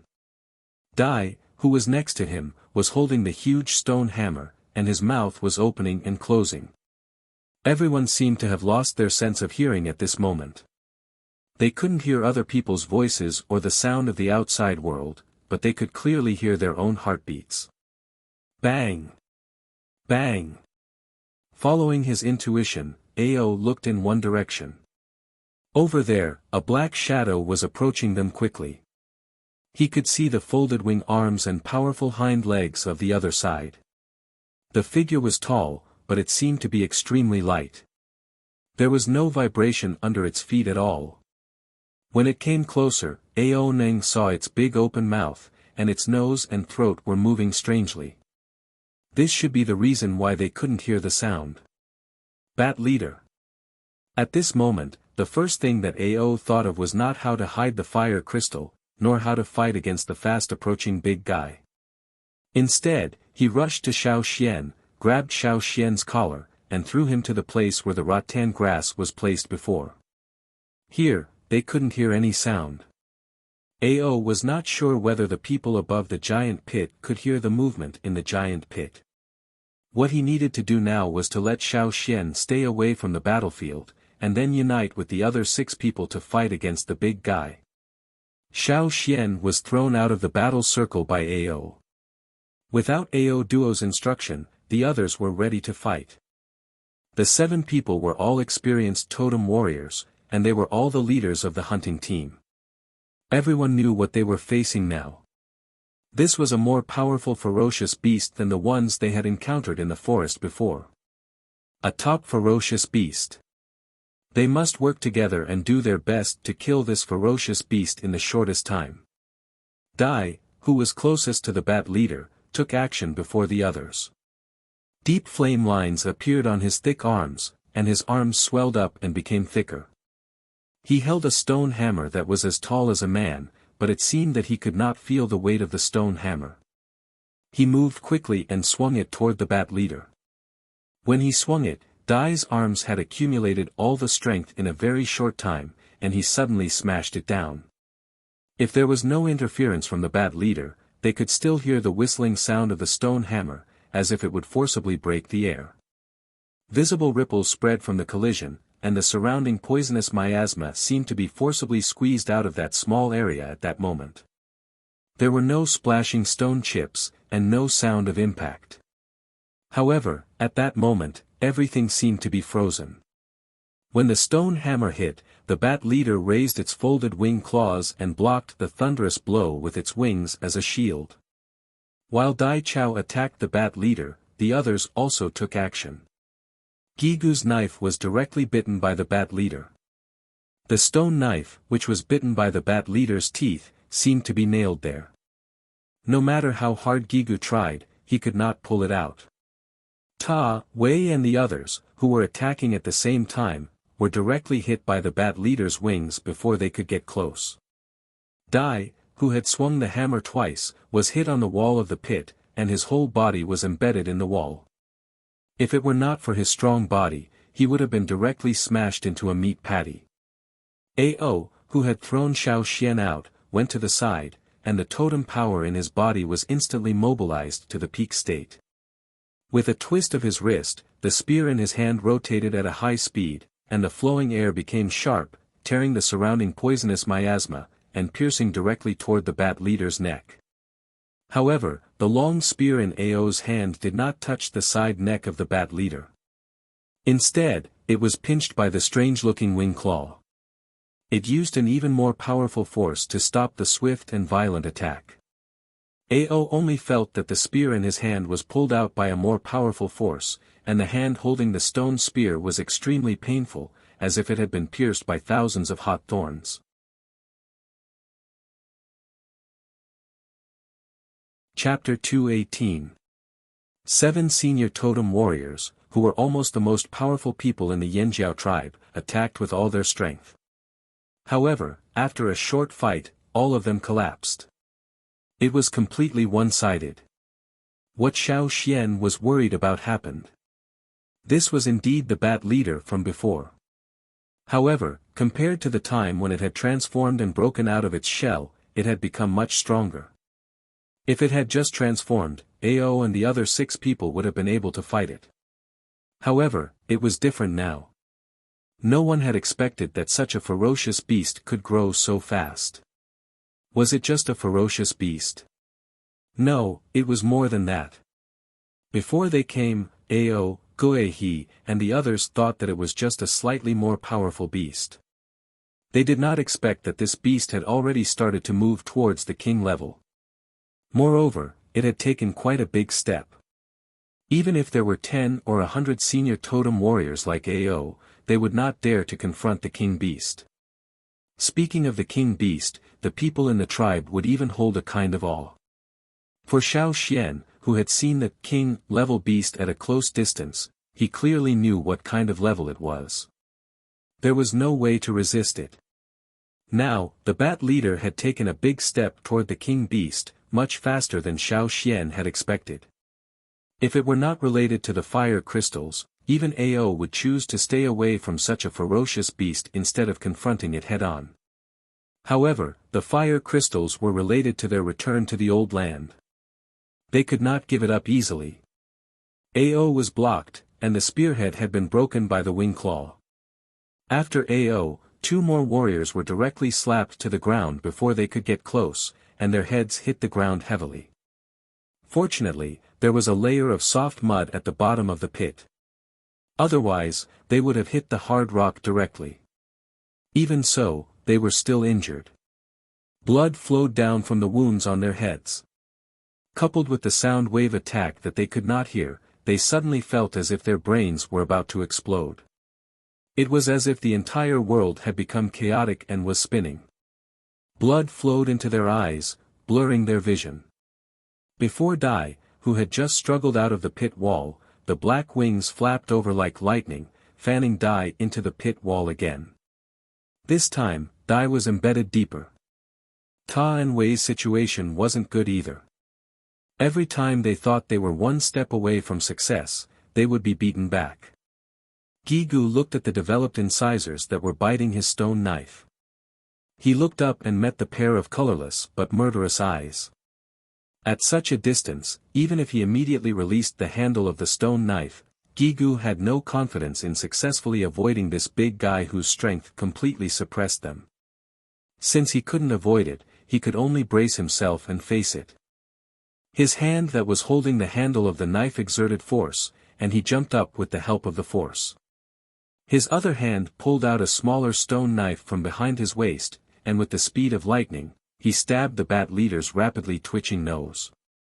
However, the imagined situation of the knife piercing into the bat's nose did not happen. Gigu, who jumped into the air, was caught by a wing claw. On the wing claw, the sharp claw made a long cut on Gigu's abdomen. If it had been deeper, it might have been directly cut open.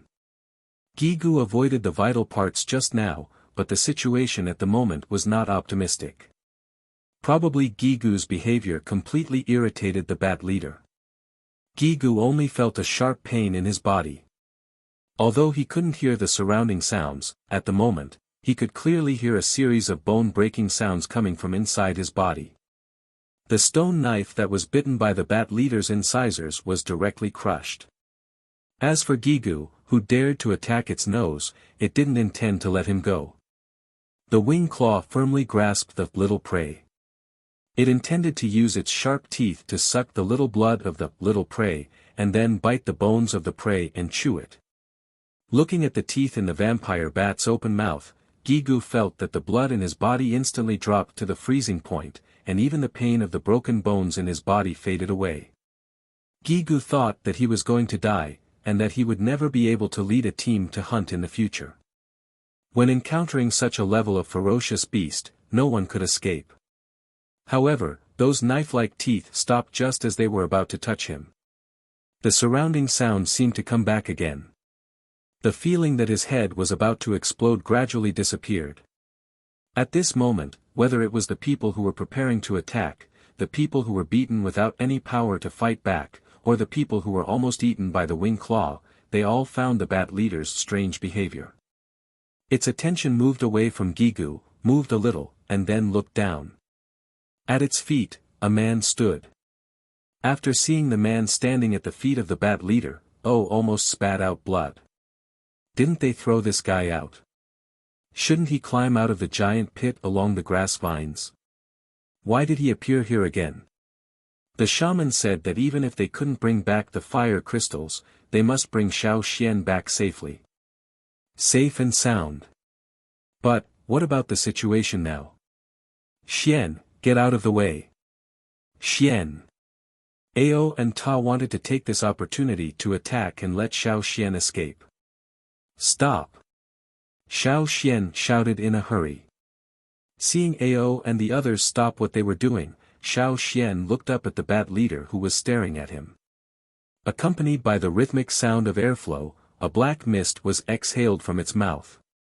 Its wing claw moved and threw away the little prey that it was holding. It had no interest in that little prey now. If Ao and others could see the invisible energy, they would find that a trace of red energy was released from the fire crystal in Xiao Xian's hand.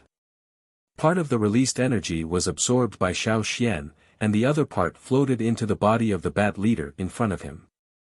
Seeing that the bat leader was staring at him and no longer paying attention to others, Xiao Xian said, "Chief, you go up first." "Impossible. Xian, leave quickly." "Chief, before we came," the shaman said, Xiao Xian said. The shaman said that if there was a special situation, Xiao Xian should be the first and listen to Xiao Xian. Even if the chief joined them now, at this time, they had to think about the shaman's words. Looking at Xiao Xian standing there and the bat leader, Ao didn't know what to do. What the hell was going on? For a time, everyone stood there and no longer attacked the bat leader, but they also maintained a high degree of vigilance. As long as it moved, they would attack again. Even if such an attack might not cause much harm to it, it could still divert its attention and delay time. Patter. The bat leader's wings moved. Ao and the others immediately tensed up and looked over there, only to find that the bat leader just retracted its wings, folded them, and continued to stand there. It meant that it didn't intend to attack for the time being. Xiao Xian was relieved. Sure enough, he made the right bet. Just like last time, the bat leader was very interested in the energy of the fire crystal, which was one of the reasons why he was willing to take the risk. But just now, he couldn't tell others at all, and the battle began.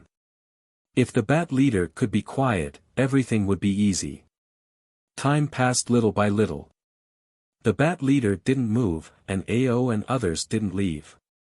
After checking everyone's injuries, Ao asked Ta and Wei to take Gigu, who was the most seriously injured, and another person out of the giant pit.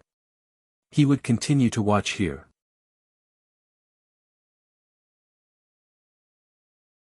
Chapter 219. Outside the giant pit, Kiki and the others were guarding outside. Caesar wanted to go up the mountain several times, but he was stopped. He could only walk around anxiously. They didn't hear any sound, but they could feel a little vibration, which was very strange. Several people also wanted to go down to see the situation, but before that, the leader had ordered them to wait for the whistle. They didn't hear the leader's whistle until now, so they couldn't act rashly. The sun had already set. What should we do? Kiki looked at Tuo. Tuo shook his head. As time went by, everyone became more and more uneasy. Hey, someone is coming up. The person guarding the edge of the giant pit shouted. It's team leader Ta. And Wei.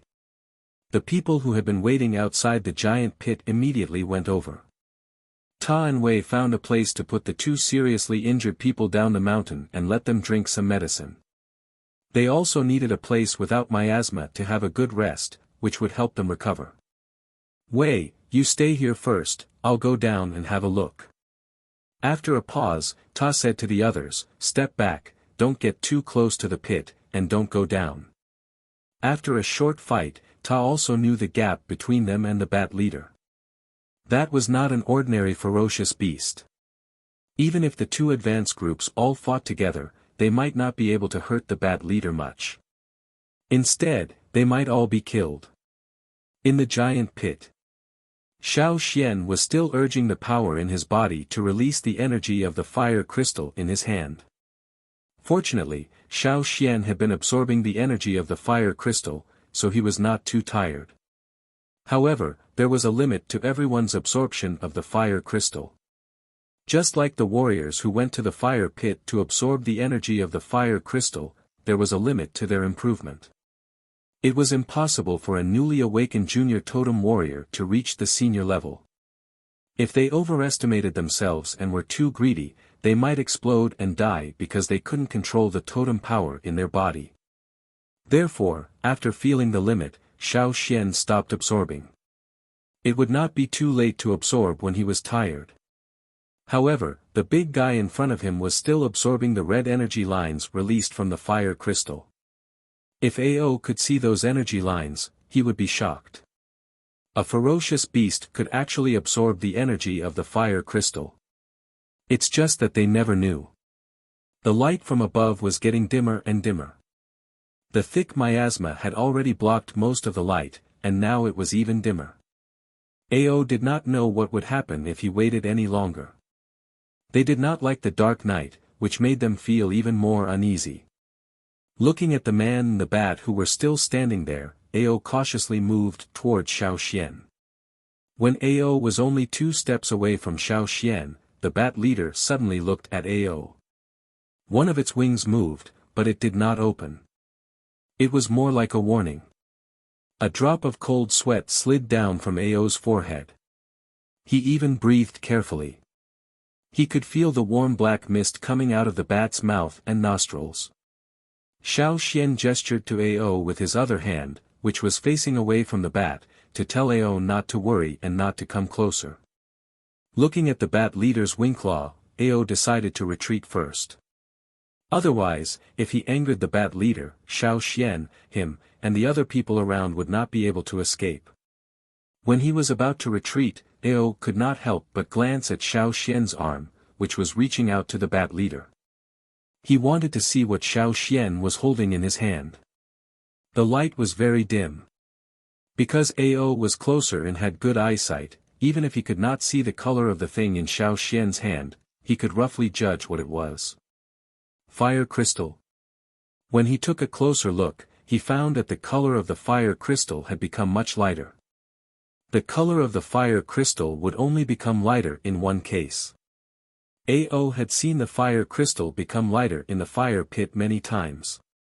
But now, it was the first time in his life that he saw the color of the fire crystal become lighter outside the fire pit. What did Xian do?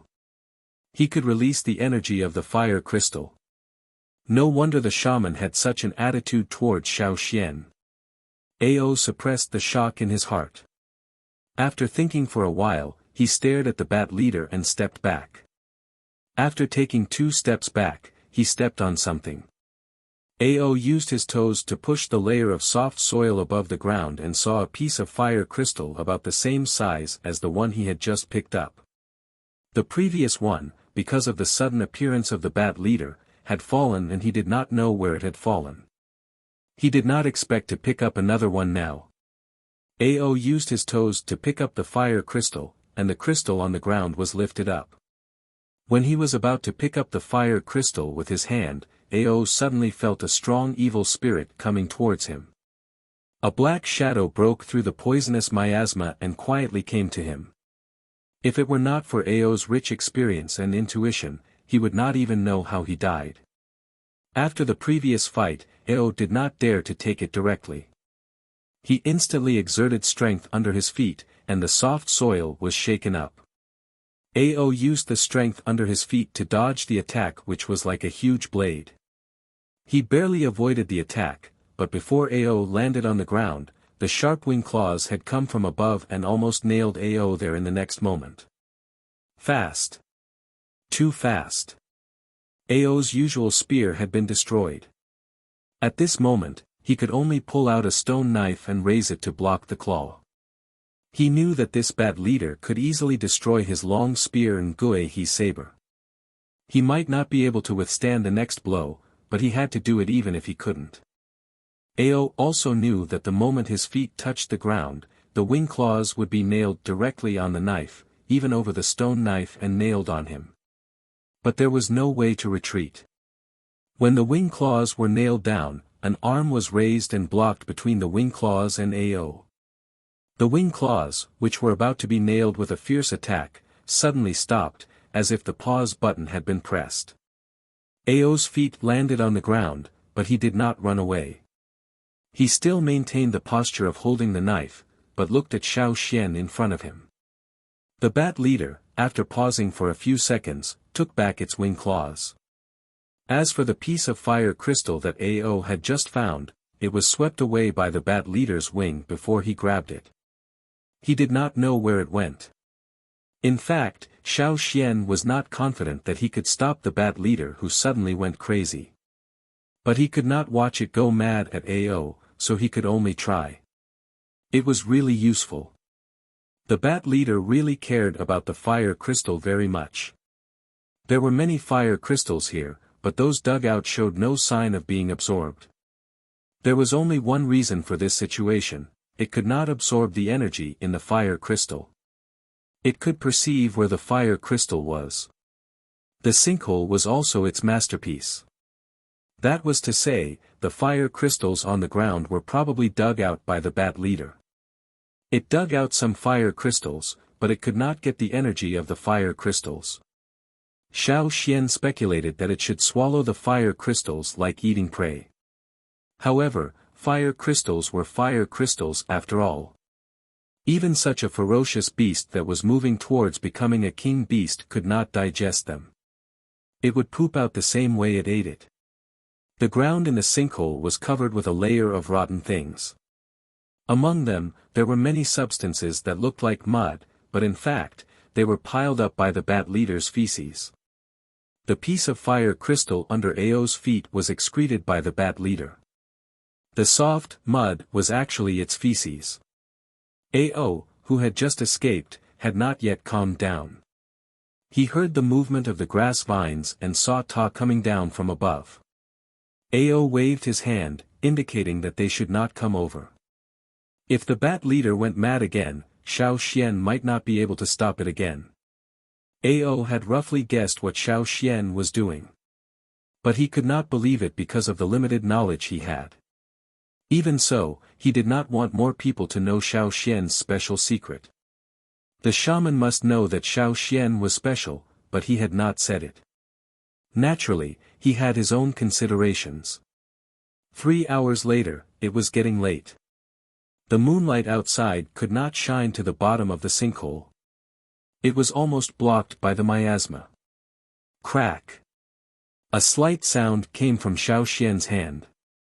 The fire crystal, which could not be cut by a sharp blade made of high-quality stone, cracked.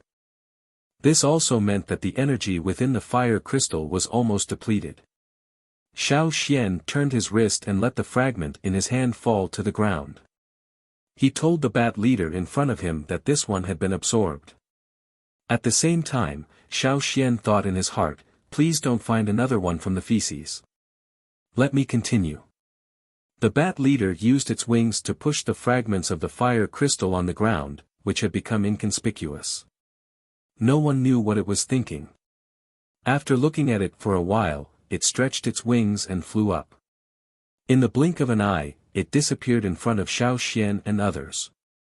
When the bat leader left, Xiao Xian felt that the air here seemed to be fresher. The extremely dangerous sense of oppression from the bat leader was also much less. "It's gone." Ta came over and said. He held a piece of fire crystal in his hand and handed it to Ao. "I just picked it up over there." He wanted to ask for credit from his father, but before Ta finished his words, Ao grabbed the fire crystal from Ta's hand and threw it far away. "Ta, let's not think about the fire crystals here," Ao said. "Why?" Ta was anxious. Those were pieces of fire crystals. The bat leader knows what's going on. It won't let us take any piece from here. Otherwise, I'm afraid it will hunt us down. If it were just some ferocious beasts, even if they couldn't defeat them, Ao would take the risk to dig out all the fire crystals here. However, this bat was developing in the direction of a king beast. It could be regarded as a half-king beast. Otherwise, they wouldn't have been defeated so easily. If they were hunted down by such a guy, it would be a disaster. Ao didn't dare to take this risk. Many ferocious beasts in the forest were much smarter than people expected. I agree with the chief. Xiao Xian moved his sore arms and said, every piece of fire crystal here has the smell of that bad leader. Even if we take them back to the tribe, we will be tracked down. Ta was silent. He understood the reason, but he was unwilling to accept it. Fight? They couldn't beat it. Steal? They couldn't steal. So many fire crystals were almost at their fingertips, but they couldn't take them. Aggrieved.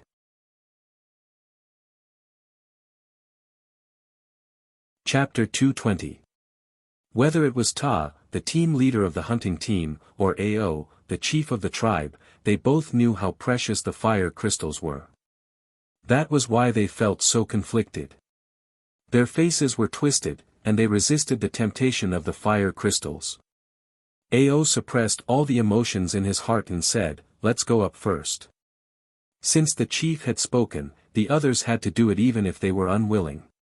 When they came out of the giant pit, the two moons in the night sky cast light on them, so that they could see the surrounding situation. Although the moonlight allowed them to see the objects around them, they were still used to lighting their torches. The chief is out. Team leader Ta is out too. Xian, are you all right? Those who were guarding outside the giant pit swarmed up. Among the 8 people who entered the giant pit, 7 were senior totem warriors, and 1 was a middle-level totem warrior. The first 7 were all injured, but the latter was the only one who was not injured. Some people attributed it to the protection of the 7 senior totem warriors, while others were confused. How could the 7 of them protect others when they were injured like this? Even if they were confused, they did not dare to ask when they saw the chief and team leaders' faces. It seems that things are not going well. Kiki whispered to Tuo. 8 people went down, 7 were injured, and none of them brought out a piece of fire crystal. Everyone knew that things were not going well. There were many people who came this time, and they gathered around the giant pit.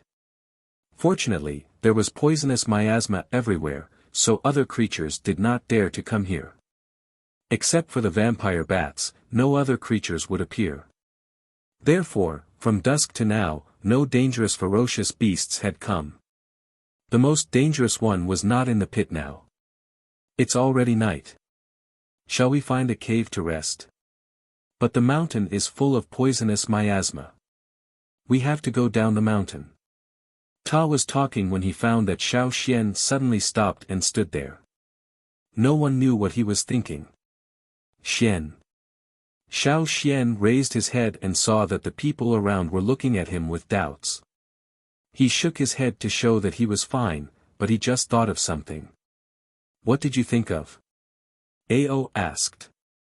Xiao Xian looked at the foot of the mountain and then looked at the sinkhole at the top of the mountain. He said, I was thinking, if we can't dig from the sinkhole, can we start digging from the foot of the mountain? What do you mean? Tower was confused at first, but then his eyes lit up. Dig a hole. Just like the wild beasts in the forest who were good at digging holes, they could dig a long way from one place. Even if they couldn't dig at the top of the mountain, they could still dig a hole at the bottom of the mountain. If this was really a fire crystal mine, there must be some fire crystals that had not been dug out by the bat leader. That's right. We can dig holes. The leaders and team leaders, who had not wanted to give up until now, felt that this idea was feasible. Ao led his men down the mountain and found a suitable place. Let's start digging from here. This place was not covered by the poisonous miasma, so it was not within the range that the bat leader would pay attention to. They could dig without worry. Divide into 2 groups. Ta and Gigu, you lead your own team and take turns to dig and rest. Ao assigned the tasks. Yes. With hope, Ta and Gigu calmed down. Now they were full of energy and didn't care about their injuries. They just wanted to dig a hole that extended to the foot of the mountain and the sinkhole as soon as possible. Let Caesar help. He is good at digging holes. Xiao Xian said. Caesar's strength and claws were superior. Soon, he dug a vertical pit at the place chosen by Ao. Then, he dug from the pit toward the direction of the sinkhole. While Caesar was digging in that direction, the others were also tamping down the sides of the pit that they had dug in the beginning and building steps. The stone and soil that Caesar dug out also needed to be transported out. Xian, you take a rest first. They are enough here. Ao said to Xiao Xian. Although Xiao Xian was the only one among the 8 people who didn't seem to have any trauma, Ao felt that Xiao Xian might consume more energy than them. It also took a lot of physical strength to draw out the energy in the fire crystal. Looking at the progress of Caesar, Xiao Xian didn't refuse. Well, I will take a nap. Call me if you need me. Well, don't worry. Go to sleep. The bat leader should be looking for food. It won't come back for a while.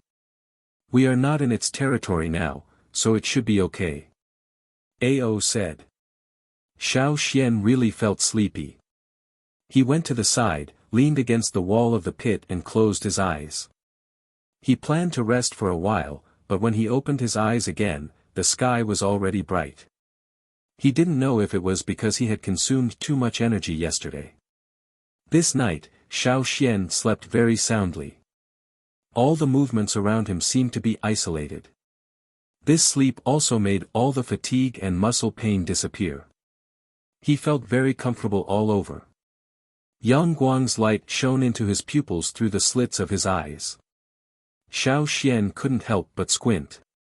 He planned to rest for a while and then open his eyes again. But the next moment, he felt that something was wrong. It was strangely quiet around him. There was no sound of digging, no discussion, no sound of walking. Crackle.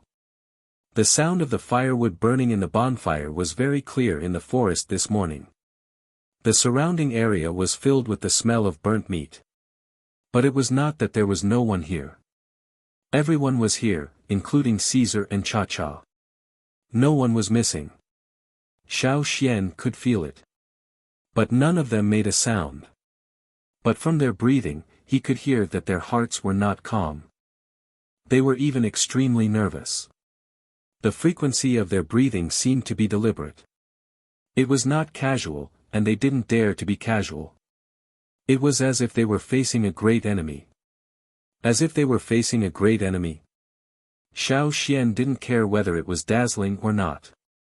He opened his eyes. Sensing something, Zhang Xian turned his head around, and the first thing he saw was a bizarrely large nose. Xiao Xian, damn you! Xiao Xian suddenly woke up.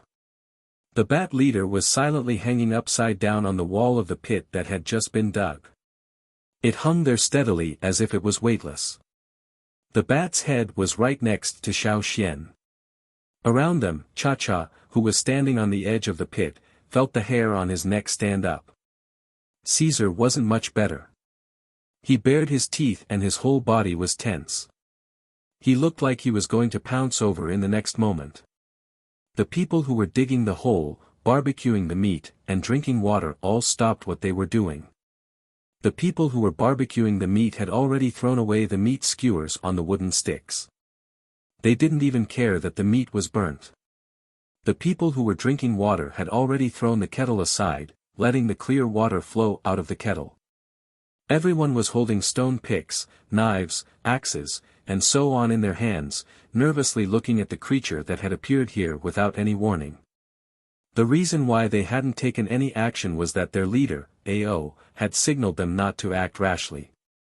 Only God knew how Ao's heart had trembled when he found that the bat leader had appeared here. He just drank some water. When he turned his head, he found that the bat leader had appeared there silently. He was so scared that he threw away the kettle. Ta, Gigu, Dai, Wei. Every one of them who had been beaten by the bat leader didn't react better than Ao when they saw this scene. Their hair almost stood up together with the hair on their backs. At this moment, everyone's expression was almost frozen. The slightly twitching muscles on their faces and the sweat coming out from their foreheads and arms, all showed their nervousness. The situation was so tense that it was on the verge of breaking out.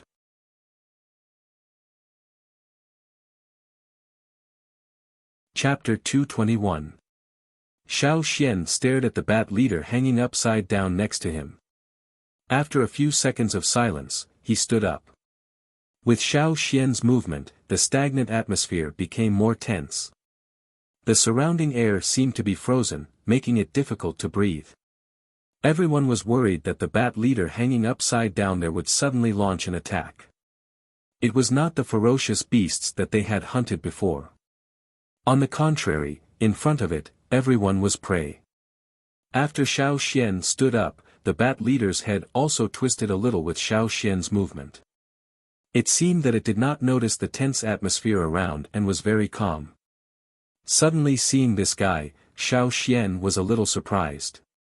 But now thinking about it, he was not too surprised. He was just startled when he just woke up. Anyone who opened their eyes and saw this scene would be frightened. It also wanted the fire crystals. However, the one that Xiao Xian always carried with him was gone. Now there was no one in his pocket. If the bat leader went crazy here, Xiao Xian could not stop it. Just as he was thinking about it, the bat leader moved. It flapped its wings and flew into the air from the upside-down position. The airflow caused by the flapping of its wings made the fire in the bonfire jump. Everyone's tense nerves were pulled tighter again, as if they would collapse in the next moment. However, the people nervously preparing for the battle, as well as Cha-Cha standing beside the pit and Caesar in an attacking posture, did not make the bat leader do anything. It did not even look at the people around it. With a flap of its wings, a black shadow flashed, like a sudden lightning, flashing and disappearing. At the same time, Xiao Xian, who had been standing there, also disappeared. Cha-Cha shouted and chased after it, followed by Caesar. "You wait here. I'll go and have a look." Leaving these words, leader Ao also went to the giant pit. In yesterday's battle, among the 7 senior totem warriors who fell into the pit, Ao's injury was the lightest. Gigu and Dai's injuries were not good for them to fight again. It was futile to go there, and it would only increase the casualties. After all, they were not at the same level, and the strength gap was too big. When Ao rushed to the giant pit, Xiao Xian had been taken to the giant pit again. Although the bat leader had controlled its strength, its 2 hind claws still pierced Xiao Xian's animal skin coat. However, because he was wearing the insect skin caught in the ice field near the Eagle Mountain, his shoulder was not scratched, but it was not much better. Even if his bones were not broken and his skin did not bleed, he still felt a burning pain. To him. Flying to the bottom of the pit, the bat's claws loosened, and Xiao Xian fell forward due to inertia.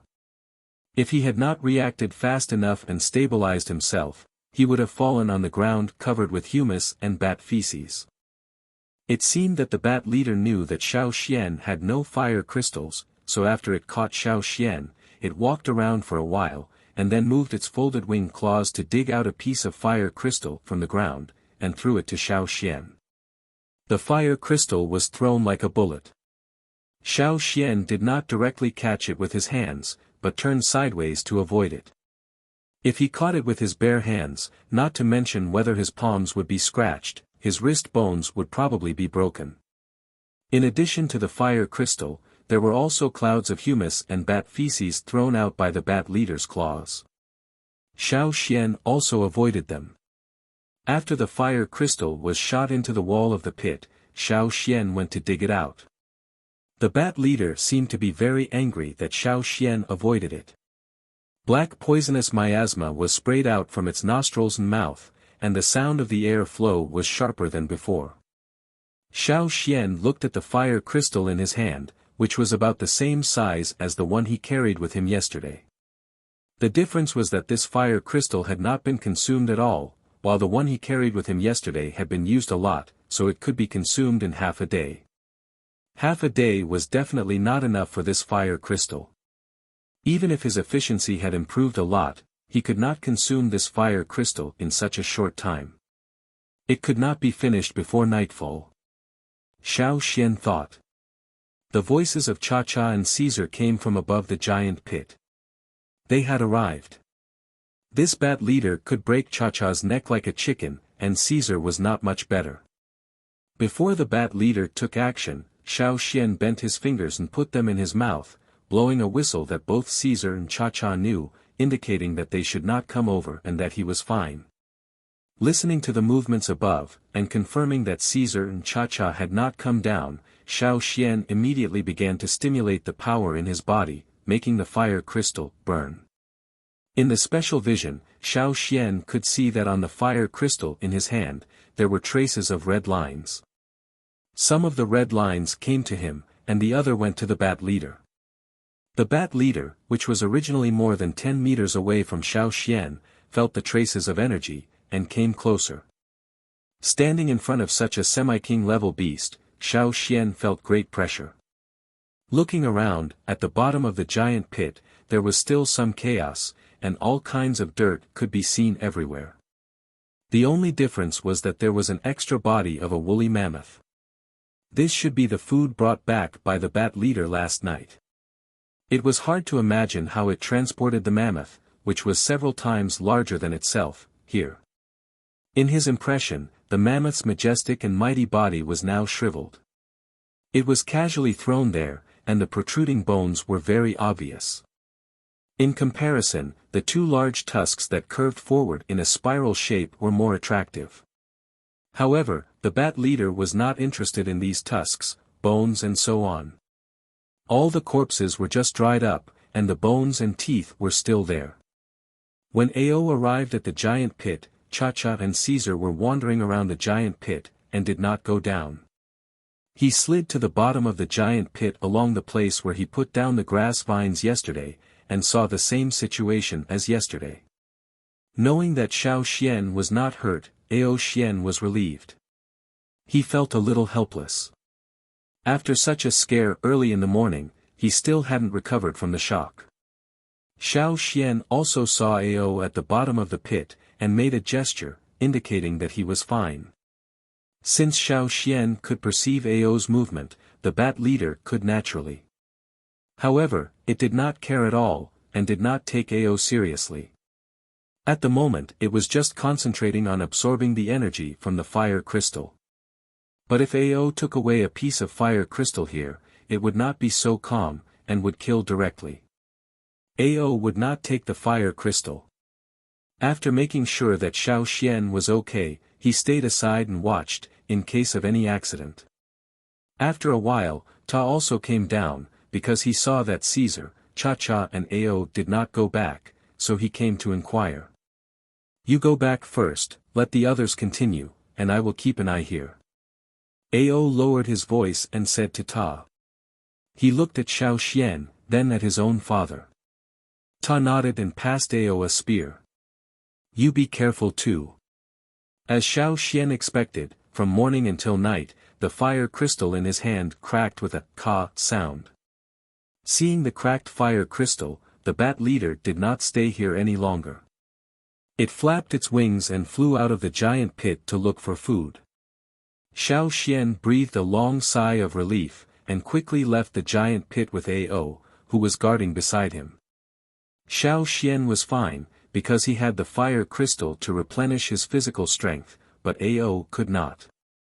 Even if he brought the herbs, he was a little dispirited because of the poisonous miasma in the giant pit. He felt better after leaving the giant pit. Xiao Xian did not eat anything since morning, so he was mentally tired and his stomach was empty, which made Xiao Xian look no better than Ao. Back to the place where the hole was dug, Xiao Xian ate several pieces of meat, and then fell asleep tiredly. The next day, as usual. But this time, before Xiao Xian woke up, the bat leader directly grabbed Xiao Xian and took him away. Just like the day before, Ao went over to guard. On the other side, Ta and Gigu led people to hurry up with the work.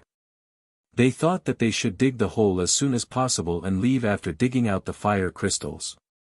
On the third day, before the bat leader took Xiao Xian away, someone was too nervous and triggered the traps set around the hole. The traps were originally set to guard against the ferocious beasts that came out to look for food at night, but now, it became a thunder drum that shocked everyone. The stone arrowhead was shot in the direction of the bat leader. With a clang, it hit the bat leader's wings, as if it hit hard metal. The stone arrowhead fell to the ground, but the bat's wings were not hurt at all. However, the situation was getting more and more tense. Being stabbed like this was not a big deal for the bat leader, but it could be regarded as a provocation. It was a little angry, but it did not directly attack the people around it.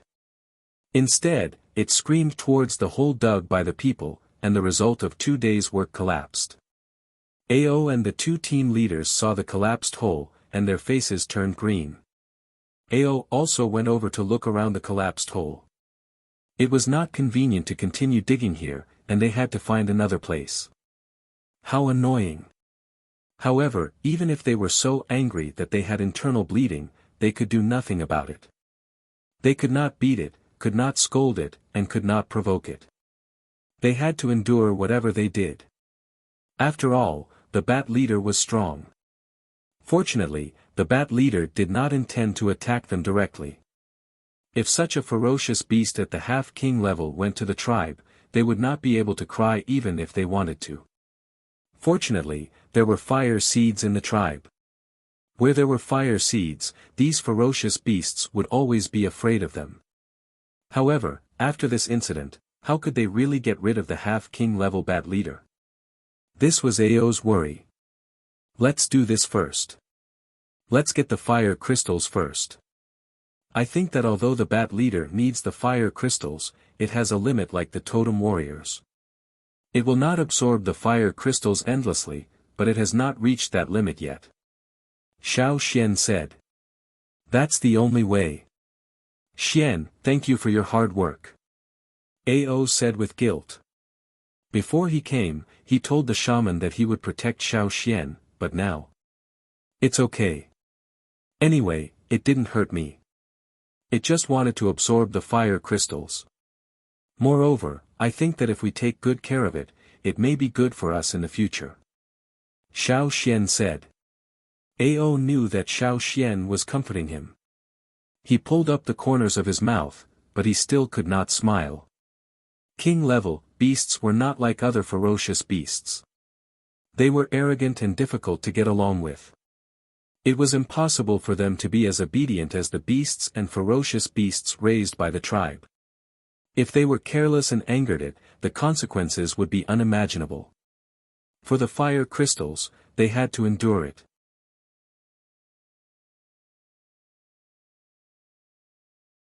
Chapter 222. Because of the bat leader's attack, the hole they had dug was ruined and they had to start from scratch. While they were digging the hole again, Ao sent someone back to the tribe and told the shaman about what had happened here. Ao did not let anyone pass on the details of Xiao Xian, the fire crystal and the half-king level bat leader. Instead, he peeled off a piece of animal skin and wrote on it.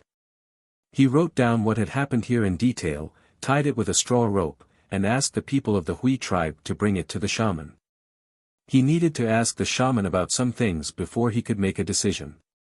Ao was not worried that the people of the Hui tribe would secretly open the animal skin roll and read what was written inside. Without permission, the people of the Hui tribe would not read it at will. Ao still had this confidence and also trusted the people of the Hui tribe. When the warriors of the Hui tribe came back, they also brought the shaman's reply. Ao went to a place where no one was around, opened the animal skin roll and read the content written by the shaman.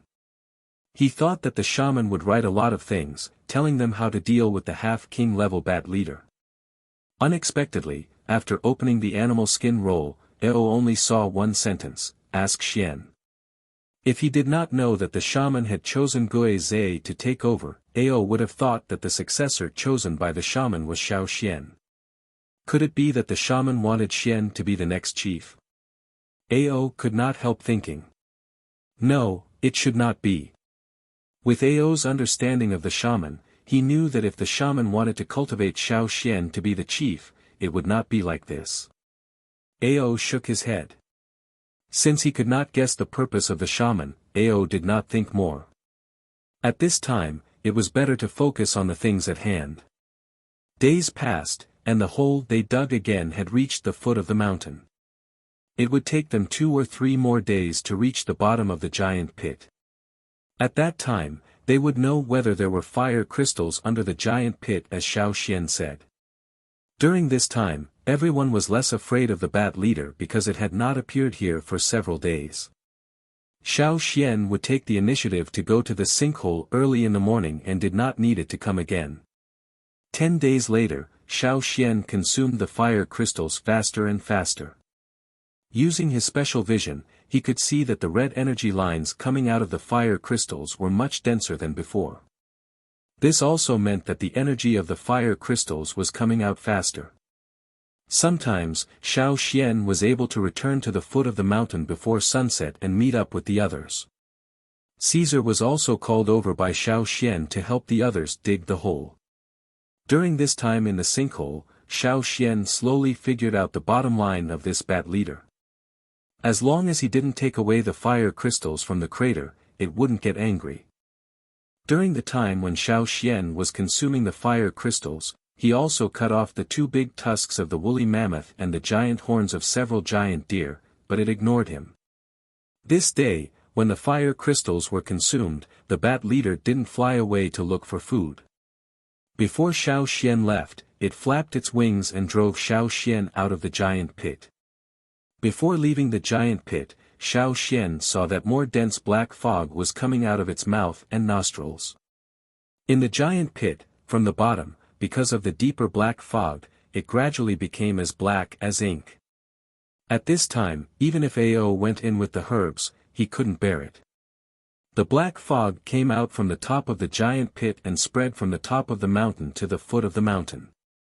Even some of the poisonous grasses and herbs with high poison resistance living on the mountain died. This mountain is completely impossible to enter.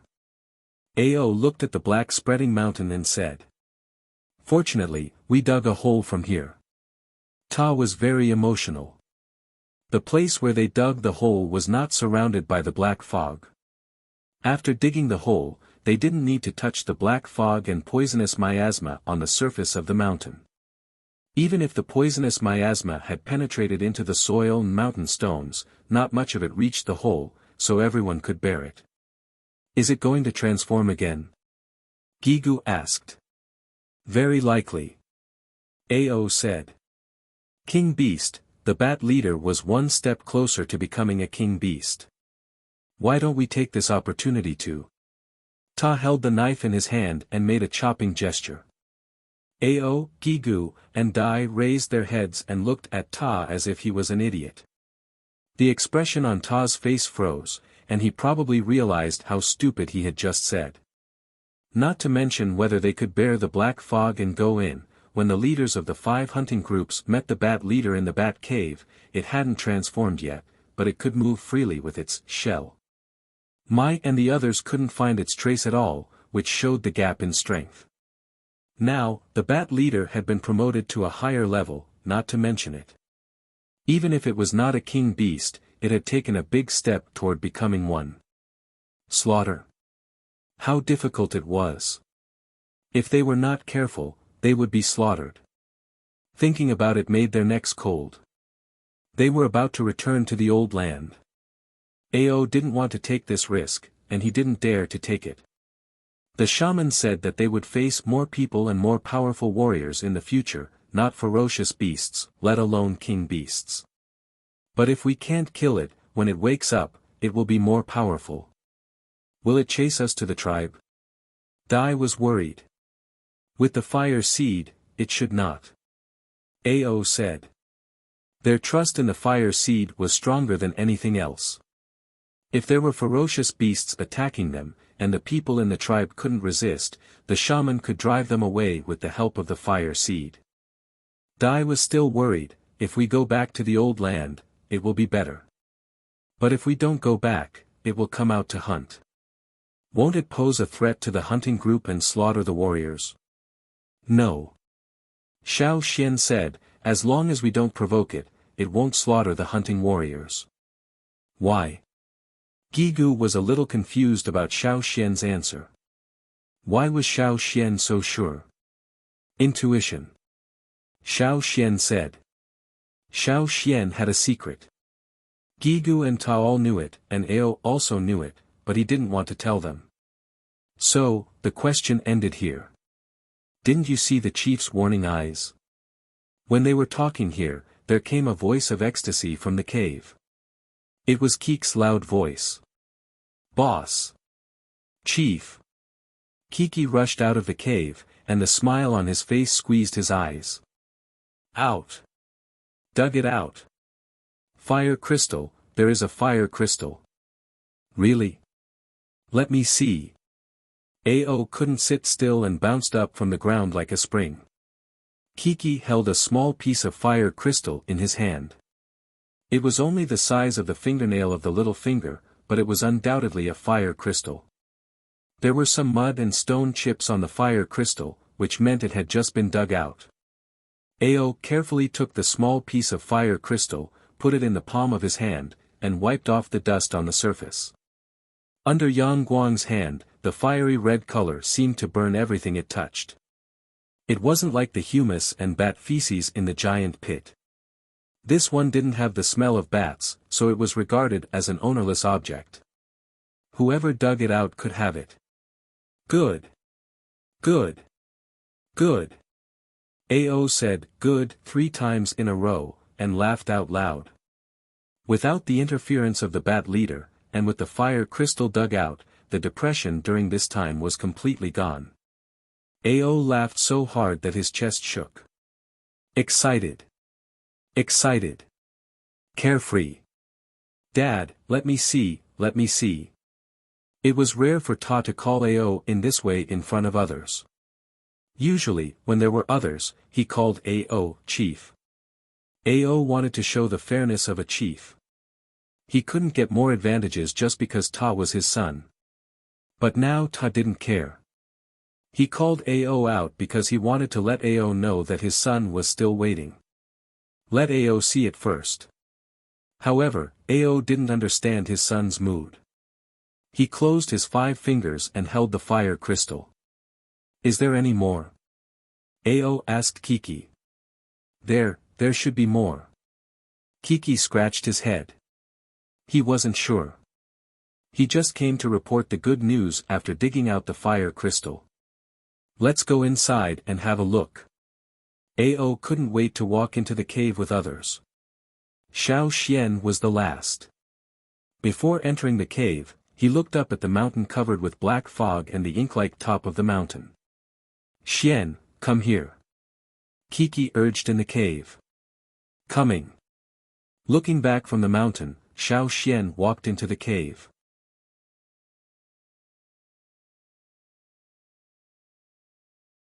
Chapter 223. Under the giant pit, there was indeed a place similar to the fire crystal mine. After Kiki, someone dug out another fire crystal. The morale, which had been low for more than 10 days, was suddenly lifted. What was the purpose of coming here? Wasn't it just to dig out more fire crystals? Since they couldn't dig out the fire crystals in the giant pit, they could dig out the fire crystals here. Besides, the bat leader was in closed-door training, so they didn't have to worry about anything. They dug hard, thinking that they could dig out as much as they could while the bat leader was away. Another 6 days passed. The fire crystals, big and small, had filled a bag, and this was only a part of them.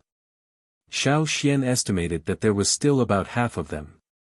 These fire crystals were enough for all the warriors in the tribe. Seeing Ao open a roll of animal skin, Ta wiped the sweat on his face and asked, "What did the shaman say?" After finding the fire crystals, Ao wrote another roll of animal skin for the shaman and asked someone to take it to the shaman. The joy of finding the fire crystals faded a little from Ao's face, and he looked a little serious. No one is allowed to disclose the fire crystals. During the break, Ao called everyone over and ordered them not to tell others the location of the fire crystals, the process of finding them and how much they dug out. The last time the 5 hunting groups came here, they found the fire crystals in the giant pit. But this time, they dug an underground tunnel under the giant pit to the foot of the mountain, which needed to be kept secret. If they didn't go back to the old place, it didn't matter, because it was theirs anyway. But then they would definitely go back to the old place. Once someone told people in other tribes about this, it would bring a lot of trouble, and even a war. The fewer people knew, the better. Fortunately, this time they brought people from the advance group. They knew and understood these people well, so they trusted them. It was time to go hunting, and they needed to go back to the tribe. Ao didn't take all of them back, but left some people here to keep digging. He took the other people and the fire crystals to meet with the hunting group, and then went back to the tribe. Xiao Xian wanted to stay, in case the bat leader suddenly came out, but Ao refused. The shaman asked you to go back. Xiao Xian didn't insist. If the shaman wanted him to go back, he must have something to tell him. When the hunting team returned to the tribe, all the people in the tribe knew that the chief had brought people to look for the fire crystals. It was impossible to keep it a secret, as long as they did not tell them the specific location. Fortunately, many people in the tribe were obedient. If the chief and the shaman didn't say anything, they wouldn't ask. For them, it was a great fortune to have the fire crystals. They didn't need to care about other things. The entire tribe was overflowing with joy. Recently, there had been a lot of good news. They had returned to their old haunt, and now they had the fire crystals. Everything made them happy for a long time. At the top of the mountain, inside the shaman's stone house, the chief, the two team leaders, and several elders who had more authority in the tribe all gathered here. Xiao Xian was also there. In the past, Xiao Xian was not qualified to attend such meetings. But now, no one had any objection. Sometimes, when making some decisions, they would ask for Xiao Xian's opinion. After all, Xiao Xian was the only one who went to the old haunt and came back. He knew much more than those who stayed here all the time. The tribe will let everyone absorb the fire crystals during the sacrifice ceremony next year. The shaman said, but before the sacrifice ceremony, we can't relax. They couldn't put down other things just because of the fire crystals. Moreover, how much they could absorb depended on their state and ability. Those who had many hidden injuries, those who had not recovered from serious diseases, and those who were malnourished, it was better to adjust their body to the best state before the sacrifice ceremony. This time, it was not a matter of one person or a few people. It was related to the whole tribe. Everyone, from the top of the mountain to the bottom of the mountain, had to pay attention to it. Ao nodded, looked at Tan Gigu, and said, I will take people to the Green Land and try to bring back as many herbs as possible. Many injuries of totem warriors couldn't be healed by themselves, so they had to rely on herbs. Ordinary herbs were not very effective, so they had to use the ones in the Green Land. Leave the fire crystals with me first. The shaman asked Xiao Xian, who had been sitting on the side and had been silent, Xian, what do you want to say? When I was there, I found that many people had their own ways to find the fire crystals. If we take a lot of fire crystals there, we will be like living targets. Probably before we reach the old haunt, we will be consumed by waves of people, especially those from the central tribes. They are not weaker than us. Hearing this, everyone, including the chief, was shocked. They looked at Xiao Xian, waiting for him to continue. I know that some people use jade boxes to store the fire crystals, which can block all kinds of detection. But, Xiao Xian pointed to the big bag of fire crystals on the stone table in the middle, and said, we don't have enough jade boxes to store the fire crystals. Besides, jade is also very precious there. No one had found a jade mine around, and no one had ever seen jade. It was the ones brought back by Xiao Xian that made people have a preliminary understanding. The shaman smiled, don't worry about this. Saying this, the shaman took out a wooden box, which also contained fire crystals. However, before opening the box, Xiao Xian did not perceive the existence of the fire crystals. What is this? Xiao Xian's eyes lit up. This is a box made of hollow wood. I believe that the blocking effect is not weaker than that of jade. Hollow wood can be found in the green land. After cutting it and drying it, we can also bring it back to make boxes. The shaman said. That's good. Gigu patted his thigh. I'll take people there to cut more and bring them back. We can make more hollow wood boxes and bring all the fire crystals back to the old land. No, I don't plan to take all the fire crystals. The shaman's words stunned the excited people. Why? They were puzzled. The shaman smiled faintly. If one day we go back to the old land and encounter a bigger accident, we will come back here. This is our escape route. Leaving some fire crystals is also a safeguard. Inheritance and continuity were things that every tribe could not ignore. As the shaman, he naturally had to consider things in the long term. The fire crystals dug out are enough for all the totem warriors in the next sacrificial ceremony. As for the rest, take some of them with you and keep them for future use. As for the rest, AO, you have to put them back into the tunnel you dug, and then close the tunnel and cover it. As long as those who followed AO kept the secret of the tunnel, it would be fine. Xiao Xian had said that the fire crystals were very tempting. The shaman believed that when outsiders got the news from other people in the tribe, they would definitely look for the giant pit. What was in the giant pit? The half-king level bat leader. If someone really looks for it, then let them die. The shaman's usually calm gaze became sharp, causing everyone present to feel a chill run down their spines. They couldn't help but tremble. King beasts were not common. Xiao Xian only knew that there was a king stoneworm in the mountain where Mai's hunting group's second stronghold was, and he had felt that kind of pressure from a very dangerous distance. King beasts were not easy to deal with. Xiao Xian was just an exception. He believed that the king beasts could deal with the outsiders in the future. Even if the half-king level bat leader was not really at the king level, it was enough to deal with them. The shaman's words made the people present silent for a long time, and then they sighed deeply. We do need to think more about it. I have no objection to this. Let's do as you say. Don't let others know about this. The shaman didn't let them leave until they finished discussing the fire crystals in the stone house. Xian, you stay. The shaman said.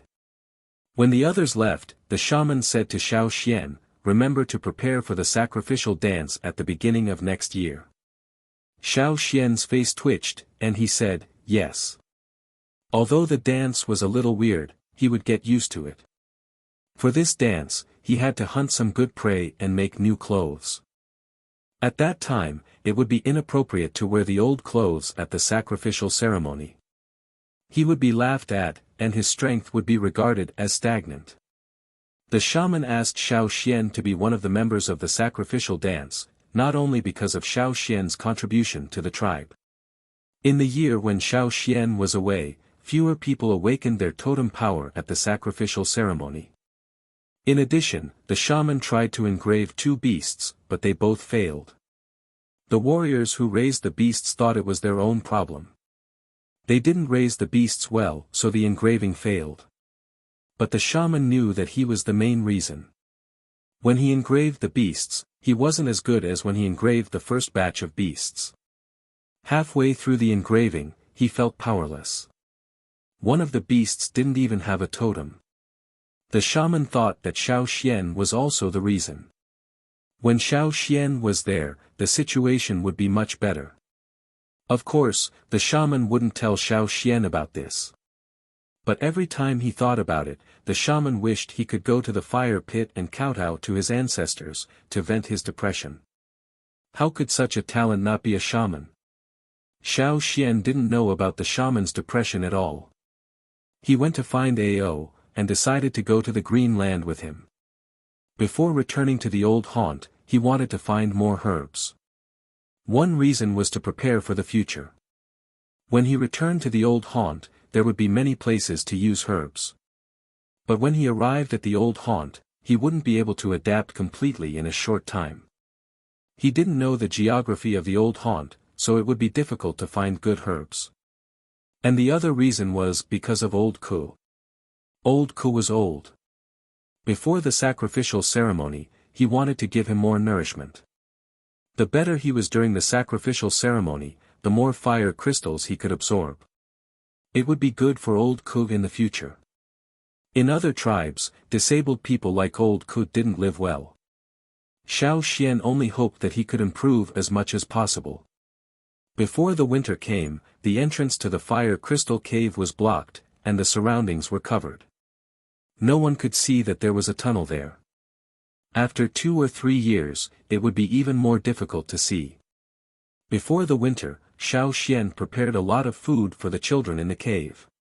In the past 2 years, the kids who came out of the mountain cave would bring something to the kids in the mountain cave before winter every year. Now, the kids in the mountain cave had caught fish and meat sent by others, so they were much stronger than before. If they were well nourished, their chances of awakening would be higher.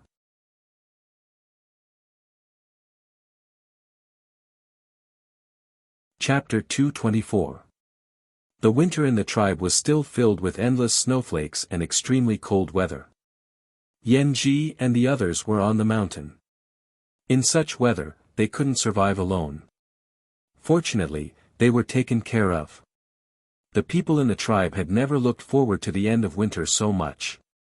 In the ritual ceremony after the end of winter, not only the newly arrived tribesmen who had been living outside would participate in the awakening, but also the fire crystals, which the tribe was looking forward to the most. The warriors rubbed their palms and didn't forget to exercise in winter. Even if they couldn't run far, many people moved stones at home to practice. They wanted to be in the best state during the ritual ceremony. They didn't want to be weak after winter. Xiao Xian often ran up the mountain. The shaman and the chief had been planning to go back to the old land. Every time, they would call Xiao Xian to go there. When he was free, Xiao Xian would go to the medicine house to help the Guizhe sort out the herbs. The tortoise in the medicine house, which was responsible for dealing with the dregs of herbs, had grown a lot. Its shell was 2 meters high. It was unknown whether it was because of the successful engraving or because it often ate herbs, but the tortoise grew faster and stronger. The ridges on its shell were more prominent. It looked more difficult to deal with it than the crocodiles of the drumming tribe. Every time Xiao Xian went there, the tortoise would bite Xiao Xian, but every time, it would be slapped aside by Xiao Xian with a knife. When the moon came out again after winter, the tribe was excited. Old Ku, who had been taken care of for a whole winter, looked radiant and healthy, and looked much younger. On the day of the ritual ceremony, Xiao Xian took out the fur of the giant bear he had hunted last year. This was what he would wear in the ritual dance. In order to hunt this giant bear, Xiao Xian had chased it for more than 10 days. Have you prepared the clothes? Have you gotten rid of the worms on the bear skin? Yes. Hey, Old Ku, don't you need to get rid of the bear claws? They are in the way. Wearing the bear claw gloves, Xiao Xian couldn't see where the fingers were. Anyone who looked at it would see the black bear claws. No. Claws are awesome. Okay. And the bear tooth necklace. Don't forget this. Old Ku quickly put the bear tooth necklace on Xiao Xian's neck. The big white carrot-like bear teeth were strung together. It looked a little weird to wear it on the neck. Even a slender neck wouldn't be able to support such a thick necklace. This was not unexpected among the tribe's living beings. Then I'll go up the mountain first. You can go up with Caesar later. Cha-cha, find a place to play by yourself. Don't go too far. Xiao Xian shouted at the eagle in the sky. All right, hurry up and go up the mountain. Maybe the shamaness and the leader have something to tell you. Xiao Xian was chased out of the house by Old Ku and walked up the mountain. Today, everyone was dressed to the nines. If one didn't look carefully, one wouldn't be able to recognize who was who. Although he had participated in many sacrificial ceremonies, Xiao Xian still couldn't help but feel like he was at a gathering of wild beasts every time. Looking around, there were people wearing leather, horns, bone ornaments, snakeskin belts, animal bone masks. There were all kinds of people. When he went up the mountain, Xiao Xian met Yan Ji and the others, who were looking around eagerly. Yan Ji and the others, who had participated in this kind of ceremony for the first time, were quite reserved, but they couldn't hide the excitement on their faces. So awesome! They hadn't awakened, so naturally they didn't have their own sacrificial animal clothes. What they were wearing now were just ordinary animal skins, which were given to them by the tribe to keep them warm. Xiao Xian waved his bear claws to Yan Ji and the others, and greeted them. The bear claws on the bear paw gloves were too big and troublesome. However, the tribe was looking at these troublesome things today, so Xiao Xian couldn't take them off. Yan Ji and the others looked at Xiao Xian's clothes with envy. So nice. Are you talking about Xian? You haven't seen the thorn black wind leather clothes he used to wear. I still think that one looks more awesome. A passerby joked. The giant bear was not worse than the thorn black wind, but the thorns on the thorn black wind's body were indeed more ferocious than the bear skin. Don't envy others.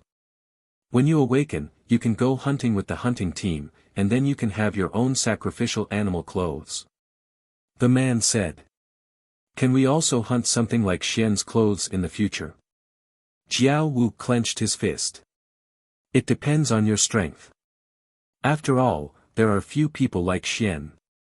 No matter what, you have to awaken first. Yes. They were going to awaken and become real totem warriors. This year, they were wearing clothes prepared for them by others, so they couldn't compare with others. But next year, the year after that, and every year after that, they would wear the best trophies they had hunted to participate in the ceremony of the tribe. Xiao Xian first went to the shaman, and together with the others who were going to perform the sacrificial dance, they painted lines on their faces, and then went to the fire pit. There are many people who are going to awaken this year. Xiao Xian said. Yes, last year 7 people failed to awaken. This year, including Yan Ji and the others, there are more than 100. Tua put on the animal bone mask and said. Just now, he had taken off the mask to paint lines on his face, and now he put it on.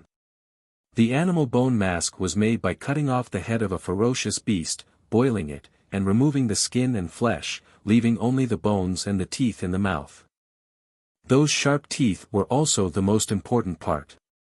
It was recognized in the tribe that the best animal bone mask could not have broken teeth, not to mention that the sacrificial dancers had higher requirements. Xiao Xian could only see Tuo's face through the mouth of sharp teeth.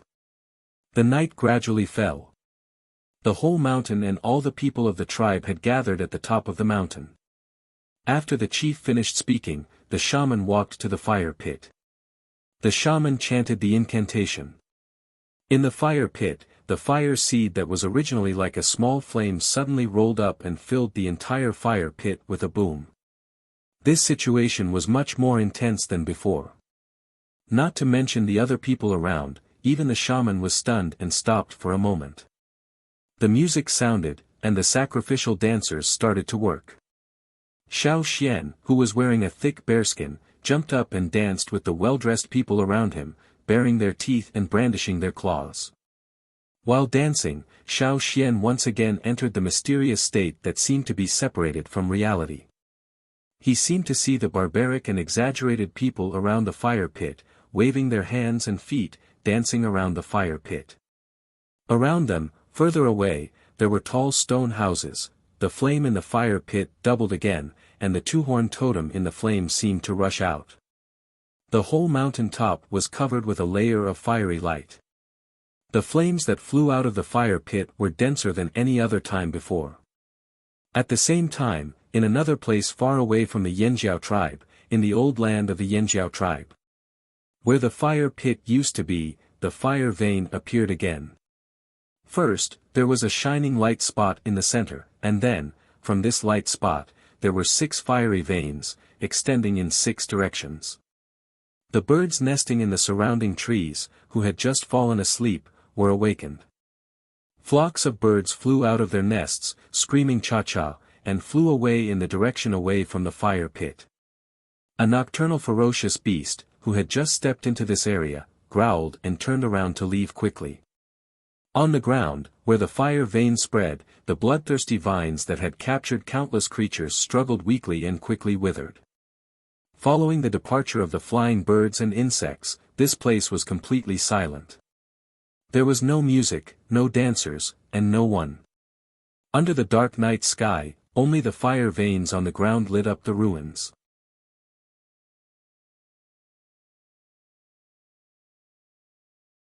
Chapter 225. In the Wuxia tribe. In the witch's house. The door where the skull of a beast was hanging was pulled open. The witch, with colorful totem patterns on his face, walked out, sweating. He hurried to the chief's house. The chief of the Wuxia tribe was enjoying being served by the female captives he caught last year. He was unhappy to be disturbed by the witch. "What's the matter?" The witch rushed in, panting, and said, "There's a change in the fearsome beast forest." The Wuxia chief suddenly opened his eyes. His eyes became as sharp as a poisoned knife. "Are you sure? What happened in the fearsome beast forest last year made the Wuxia chief feel like he had been slapped in the face. It was always their tribe that slaughtered, invaded, bullied, and robbed others. Before that, he had never felt so frustrated. Every time he thought of that, he felt like someone was waiting to slap him in the face. He also strictly forbade anyone from talking about it. It would damage the reputation of the Wuxia tribe. No one was allowed to mention it. Anyone who mentioned it would be killed. So far, he had killed more than 10 people who talked too much. That incident was a thorn in the Wuxia chief's throat that he could not pull out. But because of the previous casualties, he did not send anyone to the fearsome beast forest. "I'm sure." Just now, that ominous feeling was very strong. "I felt." The Wuxia shaman's tone was unsteady. He could hear his heart beating faster than usual. "What did you feel?" "I felt." Looking into the chief's bloody eyes, the Wuxia shaman lowered his head and said nothing. "Speak." The Wuxia shaman took a deep breath and said in a low voice, "Suppression of the fire seed." The air in the house suddenly froze. The few women who had been serving their leader with a smile just now were now trembling like a sieve, but they didn't make a single sound, for fear that they would be noticed because of the sound they made. They had been serving their leader for some time now and were familiar with her temper. At this moment, the leader was extremely angry. They didn't know that the Wuxia chief was not only angry, but also scared. These two emotions mixed together and made him lose focus for a moment. But then he came back to his senses and smashed the wooden table beside him into pieces. The violent totem power made the evil spirit round him stronger and stronger. His red eyes looked at the women who were huddled around him. The people patrolling near the leader's house suddenly heard screams and screams coming from the leader's house. Soon, the screams stopped abruptly. Bang! The wooden door was kicked open from the inside out and shattered into pieces. A man covered in blood walked out of the house in large strides. Every step he took was like a hammer pounding on the hearts of the patrolling guards, causing them to breathe carefully. They were worried that their leader would take his anger out on them. Fortunately, the chief of the Wuxia tribe didn't pay attention to them. He strode away, heading for the fire pit. After the Wuxia chief, the Wuxia shaman also came out. His face was expressionless. When he passed by the guards, he paused and said to them, "Clean up the house." "Yes." The patrolman replied. They knew what the shaman meant by things in the house. After the chief and the shaman left, the patrolman walked into the house and cleaned up the bloodstains and mutilated corpses. It was not the first time that they had dealt with such things. They didn't care about the blood in the house at all. While cleaning up, they whispered to each other about why the chief was so angry. When the Wuxia chief came to the fire pit, he was terrified when he saw the fire that was smaller than usual. Although the shaman told him about it, he couldn't control his emotions when he saw it with his own eyes. The Wuxia shaman stood 10 steps away from the chief. Based on his understanding of the chief, he would be in trouble if he stood too close to him. Gather the people. I want to go to the ferocious beast's mountain forest in person. With these words, the pebbles at the Wuxia chief's feet were all broken into pieces. For the people of the Wuxia tribe, it was not a peaceful night. The chief was angry, and everyone was trembling with fear. They heard that they would go to the ferocious beast's mountain forest tomorrow, which made them even more worried. They wouldn't be able to sleep tonight. On the other side, the Yinjiao tribe was immersed in the joy of the sacrifice. They didn't know what kind of people would come to their old haunt. They were absorbing the energy of the fire crystals. The 3 flames of the fire pit had been completed. Looking at the 3rd flame, the shaman said it was good luck. In the past, after the 3 flames of the fire pit were completed, the sacrifice would come to an end. After the chief and the shaman announced something, they would disperse and go home. But today, after the 3rd flame, the fire in the fire pit was taken back. The shaman took out the fire crystals that everyone had been waiting for. After waiting for a whole winter, the time finally came. Every totem warrior was absorbing the energy released from the fire pit and integrating it into their bodies. This situation didn't happen every year. Except for those who hadn't awakened their totem power, Xiao Xian was the most relaxed one. The energy of the fire crystals didn't have a direct effect on his improvement. However, in order not to stand out too much, he still stayed with the others. Unlike the others, he didn't absorb the energy. Instead, he was thinking about the mysterious state when he performed the sacrificial dance. What he saw at that time should be the prosperity of the Yinjiao tribe, not the current scene. That scene was similar to what he saw in the old haunt. The old haunt, when the tribe went back with the fire seed, there should be more changes there. When the fire crystals in the fire pit were used up, it was almost dawn. Everyone absorbed different amounts of fire crystal energy. Some absorbed more, some absorbed less. Some absorbed faster, some slower. The faster ones didn't leave after absorbing all the fire crystal energy. Instead, they urged the totem power in their bodies to digest the absorbed energy and fuse it with the fire crystal energy. Some people who were close to the breakthrough point were promoted to a new level on the spot. The young warriors couldn't restrain the joy on their faces when they saw the totem tattoos extending over their elbows. But because the sacrifice was not over, they didn't dare to make a sound. They could only try to hold back their laughter, clenching their teeth and fists. Their faces were distorted. The shaman glanced at them and smiled. After announcing the end of the sacrifice, everyone left one after another. Those who had a good relationship with each other would talk more tonight and celebrate together. After a few days, when they are stable, summarize the situation and report it to me. The chief said to the people next to him. Yes. The 100 totem warriors who were going to awaken their totem power tonight, including Yan Ji and the others, all succeeded in awakening their totem power and becoming totem warriors. Jiao Wu almost couldn't hold back his laughter and began to cry. Yan Ji, Yan Shua and the others also had tears in their eyes. The children next to them didn't understand why these people, who were older than them, were crying. Although it was very proud to awaken their totem power and become totem warriors, they didn't need to be so excited. The shaman didn't say anything and asked people to take these new warriors to the side. Tonight, he had to teach these new warriors a lesson. Let's go, Xian. Old Ku sat on the wolf's back and shouted at the edge of the top of the mountain. Coming. Xiao Xian looked away from the fire pit and towards Old Ku and Caesar. Have you been promoted? Old Ku patted his wrist. He was asking Xiao Xian if he could be promoted from an intermediate totem warrior to a senior totem warrior. The totem tattoos on the arms of senior totem warriors could go over their wrists. Because Xiao Xian was wearing a sacrificial animal costume, Old Cook couldn't see the totem tattoos on his arms, so he asked. Xiao Xian shook his head. Old Cook's expectant eyes dimmed, but then he smiled and said, "It's okay, take your time." Old Cook just saw that many people had been promoted by one level tonight. In his opinion, Xiao Xian was a very excellent and talented warrior, so he should be promoted by a lot.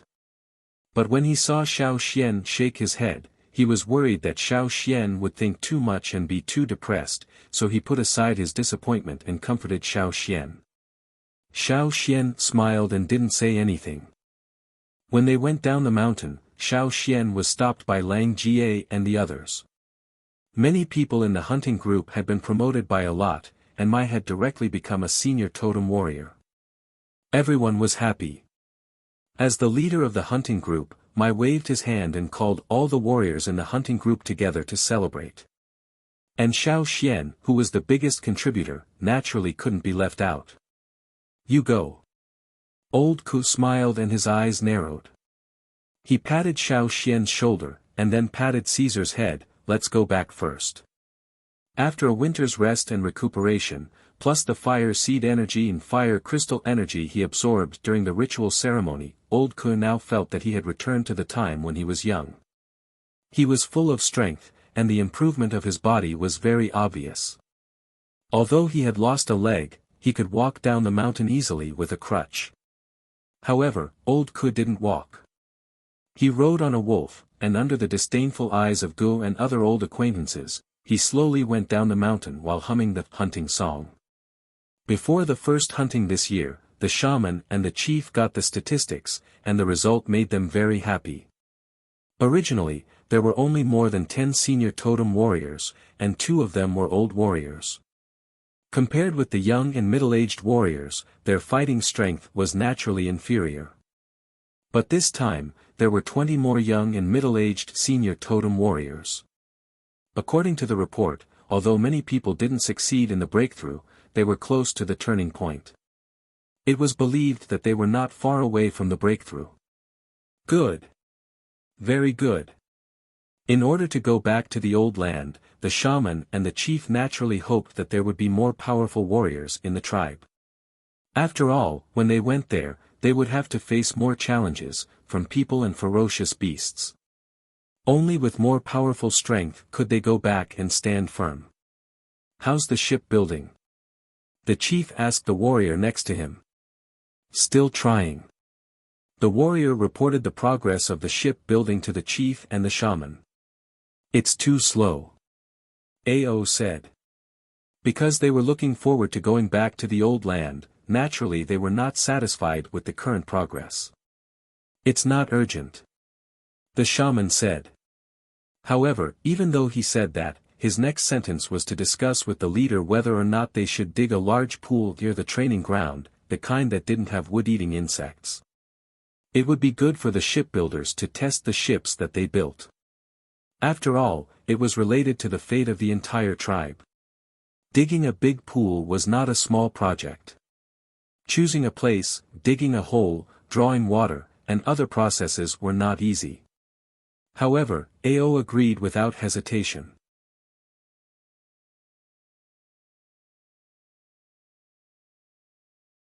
Chapter 226. The chief and the shaman said that they were going to dig a big pool. Everyone worked hard to dig. When the hunting warriors went out, some people stayed in the tribe to dig. Some people who had trouble walking also went to help. Many women in the tribe who had not awakened their totem power also went to help. After the first hunt, Xiao Xian returned to the tribe. They had already dug a big pit of more than 400 square meters, and they were still digging. At the foot of the mountain, some children from the cave were helping to boil the gelatin. A 20-meter-long wooden boat was placed there. Yan Ji and the others were busy filling the seams. This was only the first boat they tested. There were 2 bigger boats next to it, but they were not finished yet. Xiao Xian picked up the tools and went to help. "How is it going?" Xiao Xian asked. "Before the rainy season, these 3 boats will be finished. At that time, we will try these 3 boats. If they were successful, they would try to build bigger boats. As the shaman said, the boats they built were important to the people of the tribe. The quality of the boats had to be good. Otherwise, they would be hit by fish in the river and leak. How was the hunting? Jiao Wu couldn't help but ask. Not bad. Xiao Xian followed the advance group to the green land. This time, they found a kind of curly-tailed herb and hunted a lot of prey on the way. They were satisfied with the harvest. We are going to go hunting too. Jiao Wu said. Yes, but not until next time. Xiao Xian said. Yan Ji and the others were the same as most of the new warriors. They would not follow the first 2 hunts, and would go out with the advance group on the 3rd hunt. However, because of their special status, they would definitely send someone to protect them. When we leave, you will take care of this place. Yan Ji said to Xiao Xian. Don't worry. Yan Ji and the others and Xiao Xian would not go hunting at the same time. In this way, they could ensure that there would be someone watching over the boat every time. The Yanjiao tribe dug a hole and directly dug a lake. Even the Longboat tribe's fleet would have a large space inside. The warriors who dug the lake didn't think it was big enough. If it weren't for the fact that they were surrounded by mountains, which made it difficult to dig, they would have dug even more.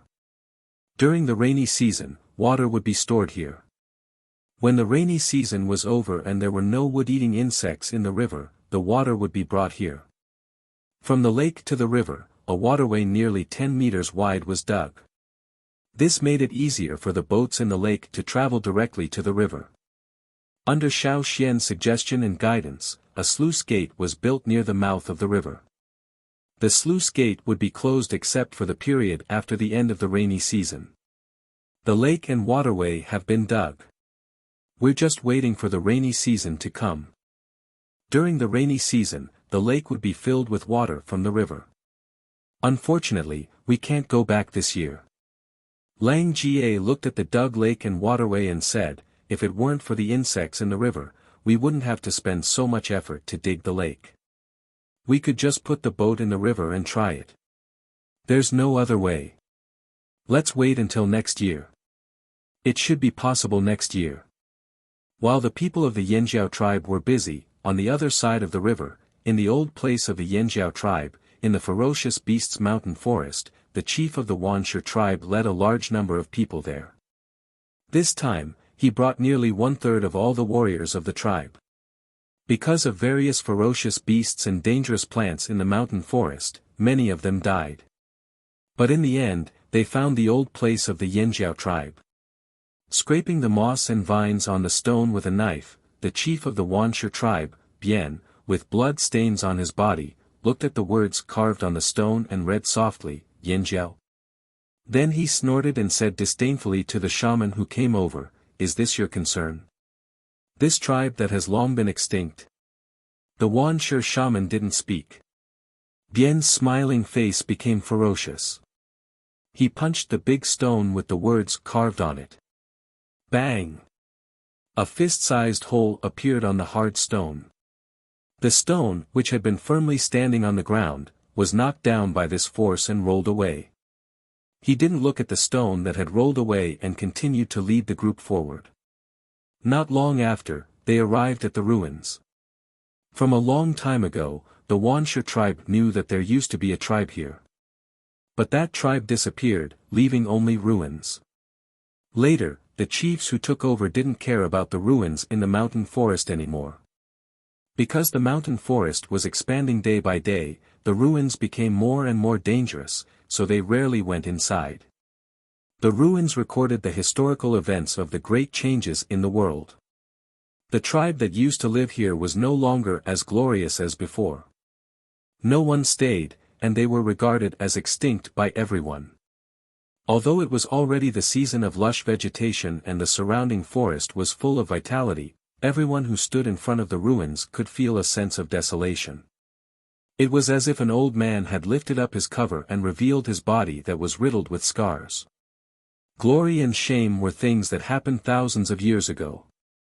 Except for the people of the Yanjiao tribe, others didn't have such deep feelings. Just like the people of the Wuxia tribe standing here.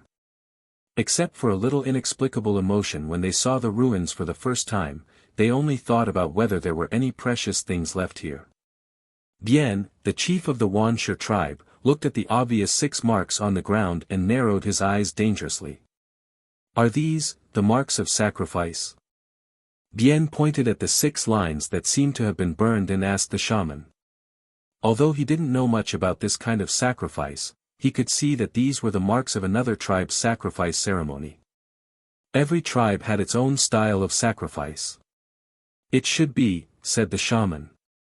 It should be. The shaman paused and said, I don't feel the existence of the fire seed here. Of course there is no fire seed here. This tribe died out long ago. Bien shouted. But if there was no fire seed, why would there be a suppression of the fire seed? If there was a suppression of the fire seed, it meant that another tribe was stronger than them. If it wasn't the big tribe that had died out, could it be a conspiracy of other tribes in the central region? The Wuxia tribe had made trouble for the Lu tribe many times and had been warned by several big tribes in the central region. So they deliberately held a sacrificial ceremony here to frighten the Wuxia tribe? Maybe the previous incident was also caused by those guys in the central region. Bien thought to himself. After all, except for them, no one was against him and it was impossible for them to create a suppression of the fire seed. The more he thought about it, the more he felt it was possible. Bien ignored the shaman, who wanted to say something but stopped, and called someone. Destroy everything in the surroundings. Completely and utterly destroyed. Especially here. Bien pointed to the center of the 6 marks, dig these out. Don't let me see these again. Although he thought it was the work of those old guys in the central region, he didn't have a good feeling about this place, especially the tall pillar, which seemed to be mocking the Wuxia tribe. Although the Wuxia tribe was one of the strongest in the central region, it was still weaker than the other big tribes because of the suppression of the fire seed. Destroy this too. He couldn't do anything to those old guys in the central region, but couldn't he do anything to these stone ruins? Anyway, it was useless to keep these things. If the tribe was gone, what was the point of these stones? They were an eyesore. In the mountain forest, with a bang, the tall pillar where Xiao Xian once stood fell down.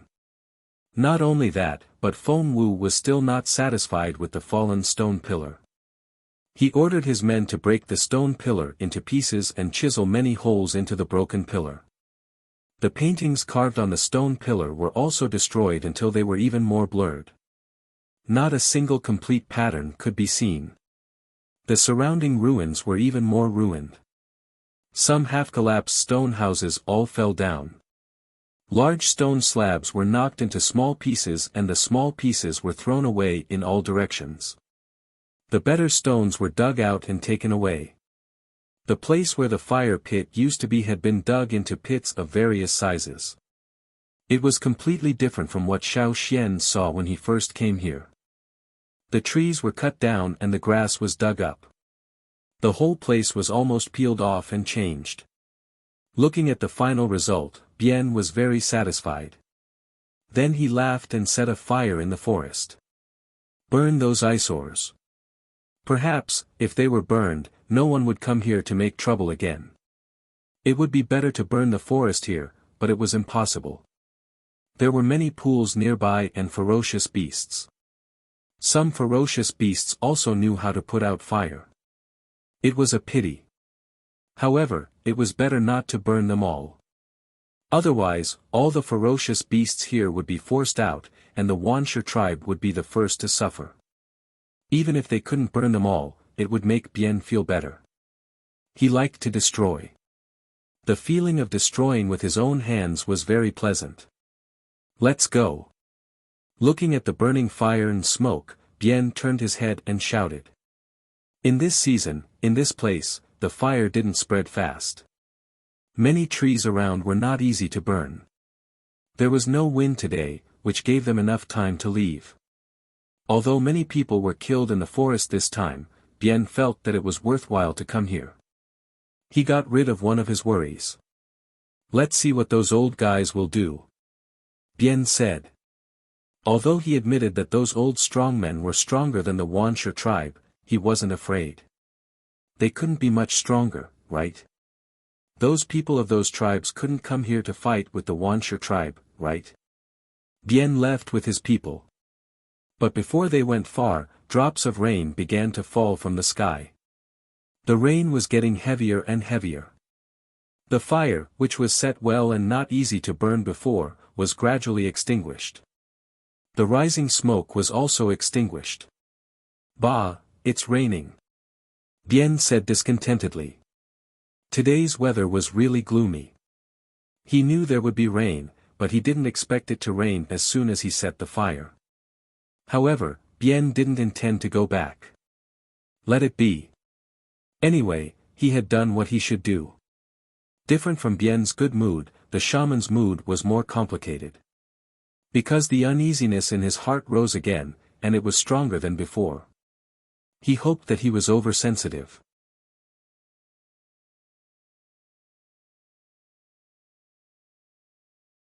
Chapter 227. After the people of the Wuxia tribe went to the old land of the Yanjiao tribe, many of them still felt a little anxious, especially the Wuxia shaman. He always felt that there was a big stone pressing on his heart, making it difficult for him to breathe. However, since then, the chief of the Wuxia tribe, Fuji, sent people into the forest again.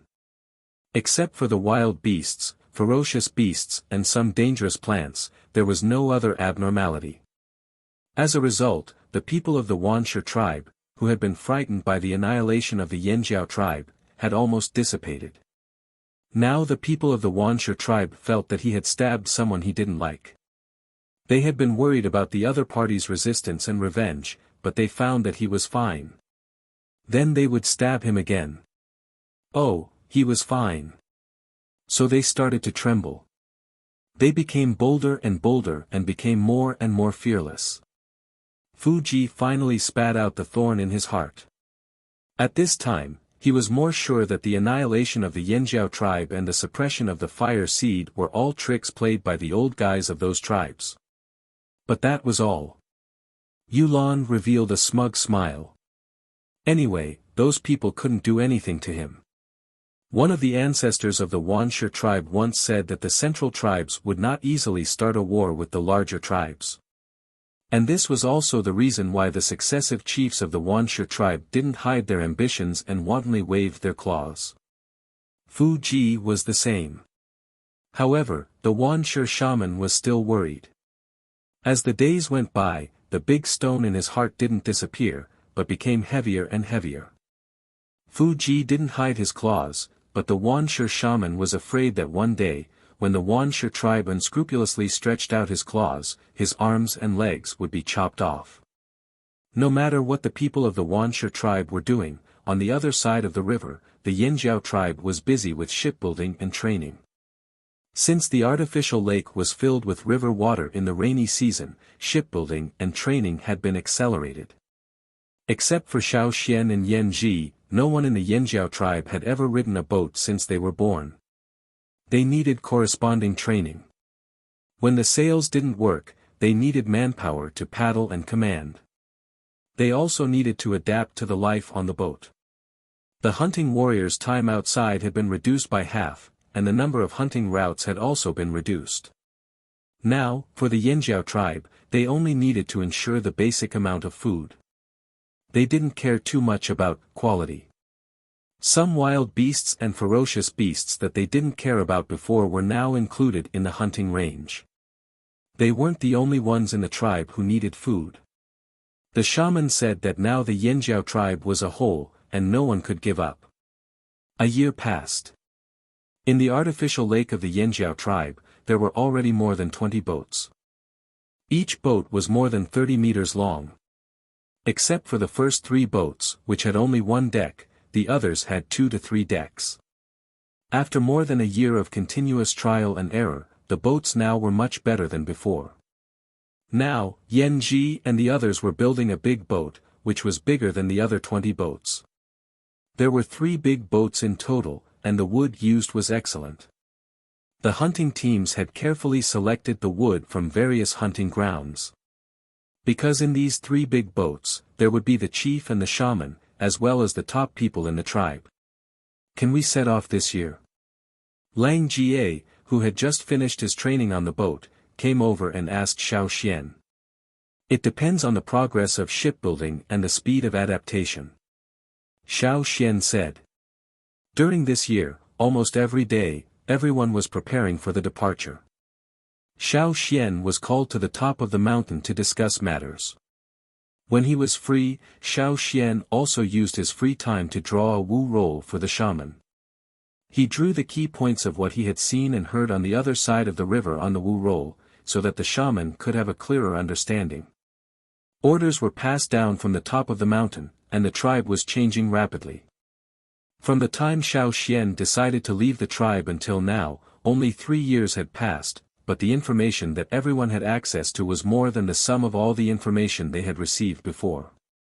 Some people were at a loss and were not so enthusiastic about the change, but more people were full of expectations. They wanted to know more new things and meet more people. This boat will probably be finished in 10 days, right? Xiao Xian looked up at the big boat in front of him and said.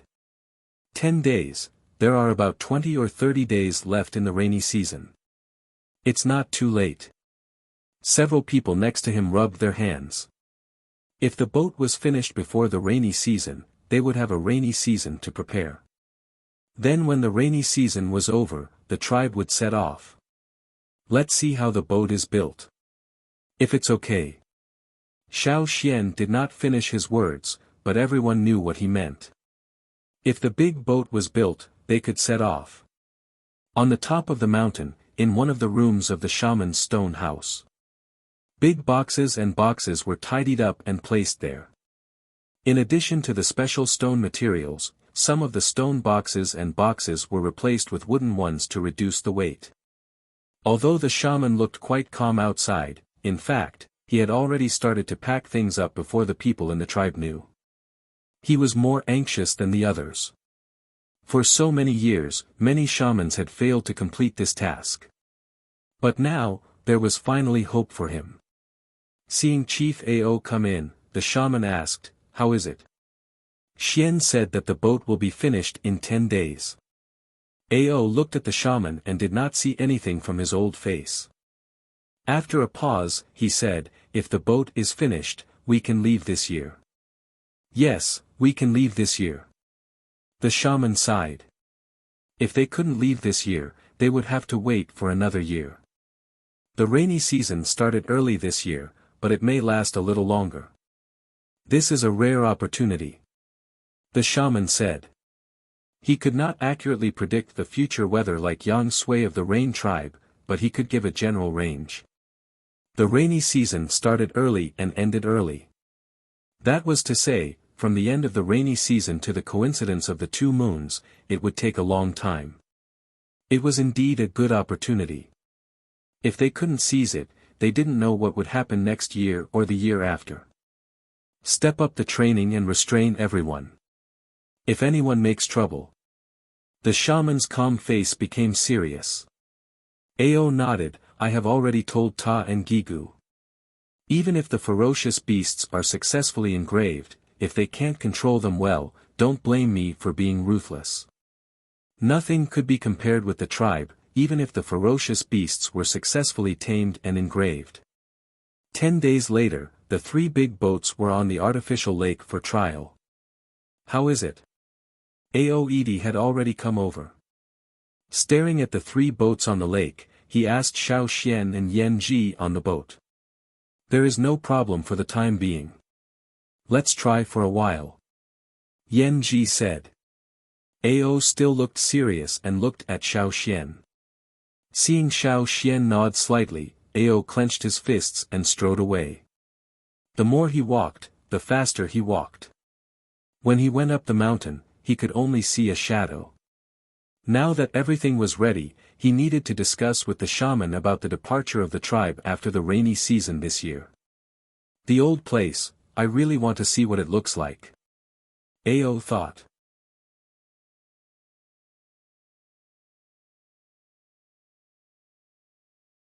Chapter 228. The rain washed over the earth. With the arrival of the rainy season, the giant river overlords were migrating once a year.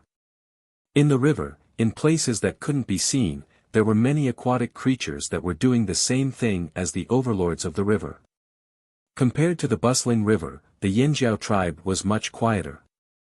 Except for some guards who were assigned to different places, most people stayed at home. A worm came out of nowhere, moving its countless claws, and quickly crawled into the house. Pa! A wolf's claw slammed down on it, flattening the insect that was about to enter the house. Caesar was lying in the house, almost filling up the hall. Its head was at the door, like a door god, slapping anything that tried to crawl into the house. Old Ko stood in the stone crafting room, looking at the heavy rain outside the window with hope in his eyes. Behind him, there were wooden boxes that had already been packed.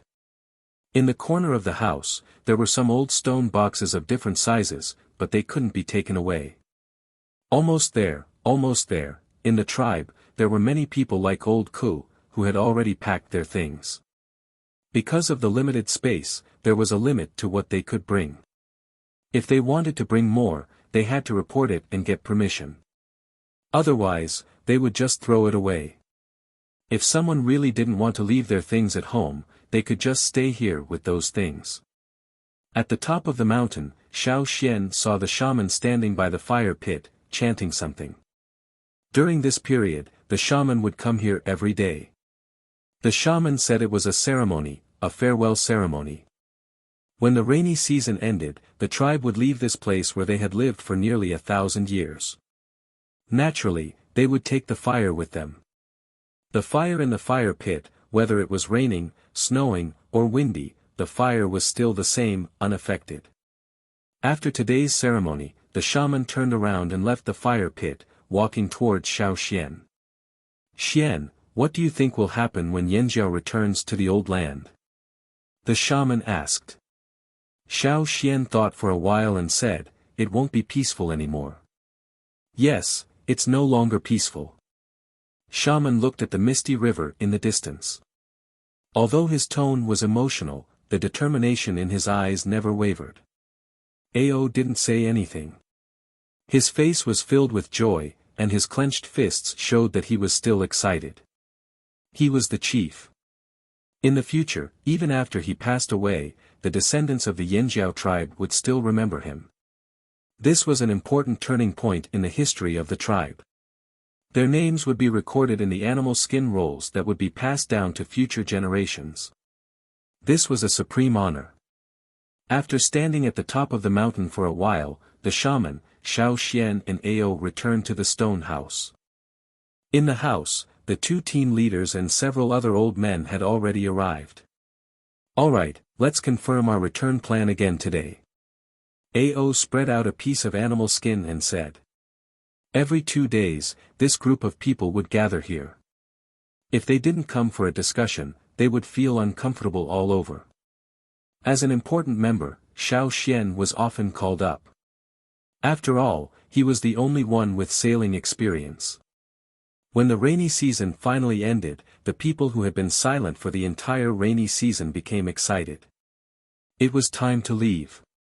The people on the mountain carried large and small boxes down the mountain. Men and women, old and young, groups by groups, walked down the path of glory. Perhaps, this was the last time in their lives that they would walk down this road. A child held his animal skin bag and followed his parents down the mountain. Halfway down the mountain, he looked back at the direction of his house. For some reason, he burst into tears. A big rough hand put on the child's head and turned his head to the front. Look at the road, don't look back. Okay. At the foot of the mountain, Go and a few others who were usually in charge of delivering food to the cave instructed the children in the cave to leave. Cha-Cha grabbed several boxes that Old Ko had tied up and flew to the boat on the other side of the artificial lake. Caesar carried Old Ko on his back and went to the other side of the lake with the others at the foot of the mountain. Who would take which boat had been arranged long ago. Moreover, everyone had adapted to the boat for a period of time, so they did not immediately feel uncomfortable after getting on the boat. Xiao Xian was asked by the shaman to go up the mountain to help. The shaman had the most things. Others could reduce the boxes, but not the shaman. Even if the shaman wanted to reduce the boxes, others would not agree. Those were all left by their ancestors. The warriors who helped to move the boxes were all very careful as if they were fragile objects. Their faces were respectful and their bodies were stiff. They had to be cautious with every step they took. After moving the boxes, Xiao Xian went to check on old Ku's situation. After confirming that everything was fine, he went up the mountain. Before going up the mountain, Xiao Xian went to the cave to take a look. When he woke up that year, he was in this cave. In the blink of an eye, so much time had passed. When he came to the stone room with the murals, Xiao Xian looked at the painting on the wall. His eyes stopped at the end of the painting. After thinking for a while, Xiao Xian used a stone knife to carve a few words in the blank space behind the painting. We went back to the old place. After writing, he carved the word Xian at the end of the sentence. Standing up, Xiao Xian blocked the vent with stones and thatch, and then walked out. A gust of wind blew, carrying with it the smell of fish that had not yet dispersed. Xiao Xian looked at the stone wall near the entrance of the cave. There were still words carved on it when he had not awakened his totemic power. There were also some drawings made with charred branches.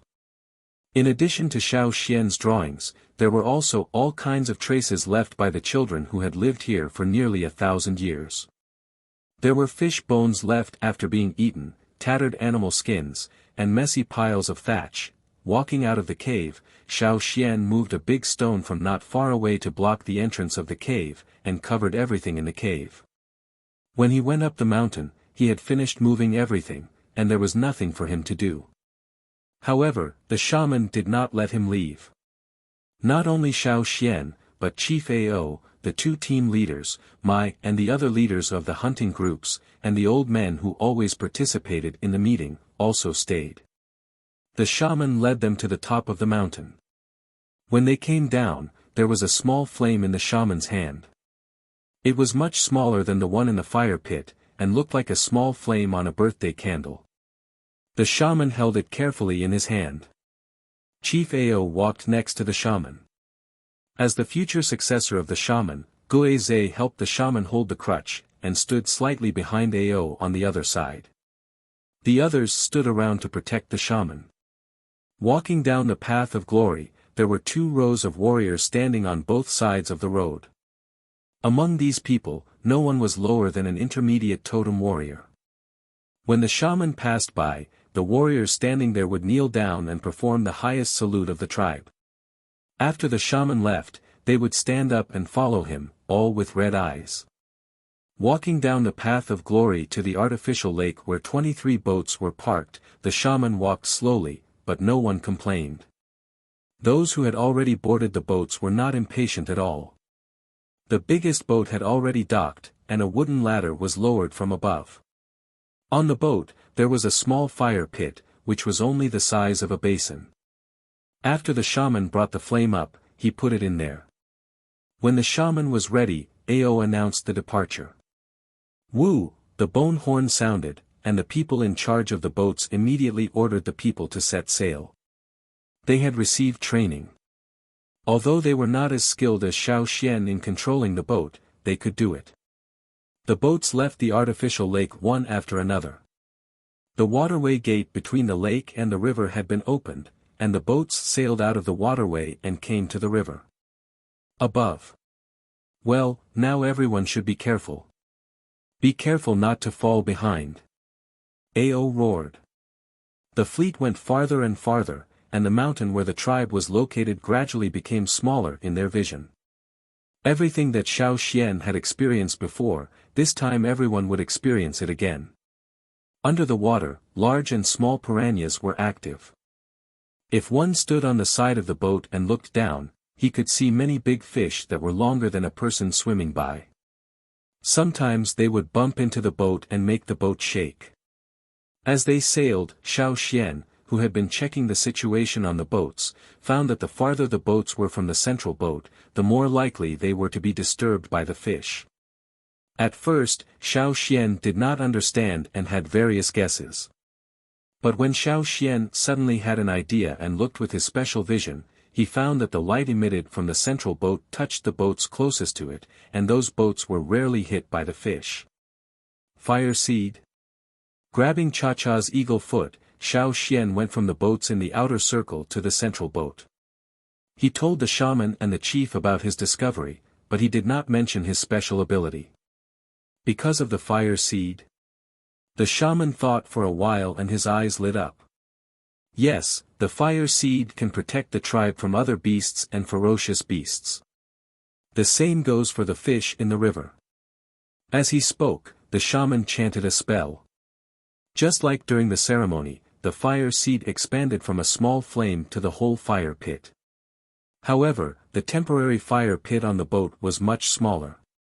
Let everyone come closer. The shaman said to Ao.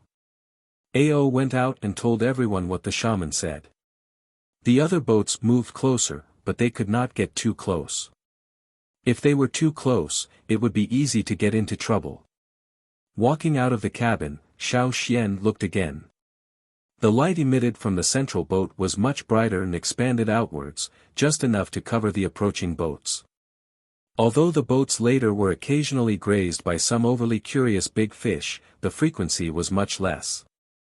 It was much better than when Xiao Xian sailed alone. Day by day, the fleet sailed smoothly. In order to make the best use of time, in addition to the sails, there were people on each boat who took turns to paddle. Although there was no Cha-Cha pulling the boats this time, the speed of the boats was good. After determining the direction, they went straight in that direction. They tried to sail in a straight line, unless they encountered some floating dead fish or some dangerous factors. After all, if they could not reach the other side of the river before the water level dropped, all their previous efforts would be in vain. In that case, the Yinjiao tribe would really disappear from the stage of history. At the same time, Xiao Xian had a strange feeling in his heart again. This time, with the fire seed, protection, and more manpower, Xiao Xian had more free time. He used this free time to carefully observe the surrounding river, even the clouds in the sky, the moon, and the stars in the sky. Xiao Xian suddenly had a guess in his heart. Maybe, this river was not as big as he thought.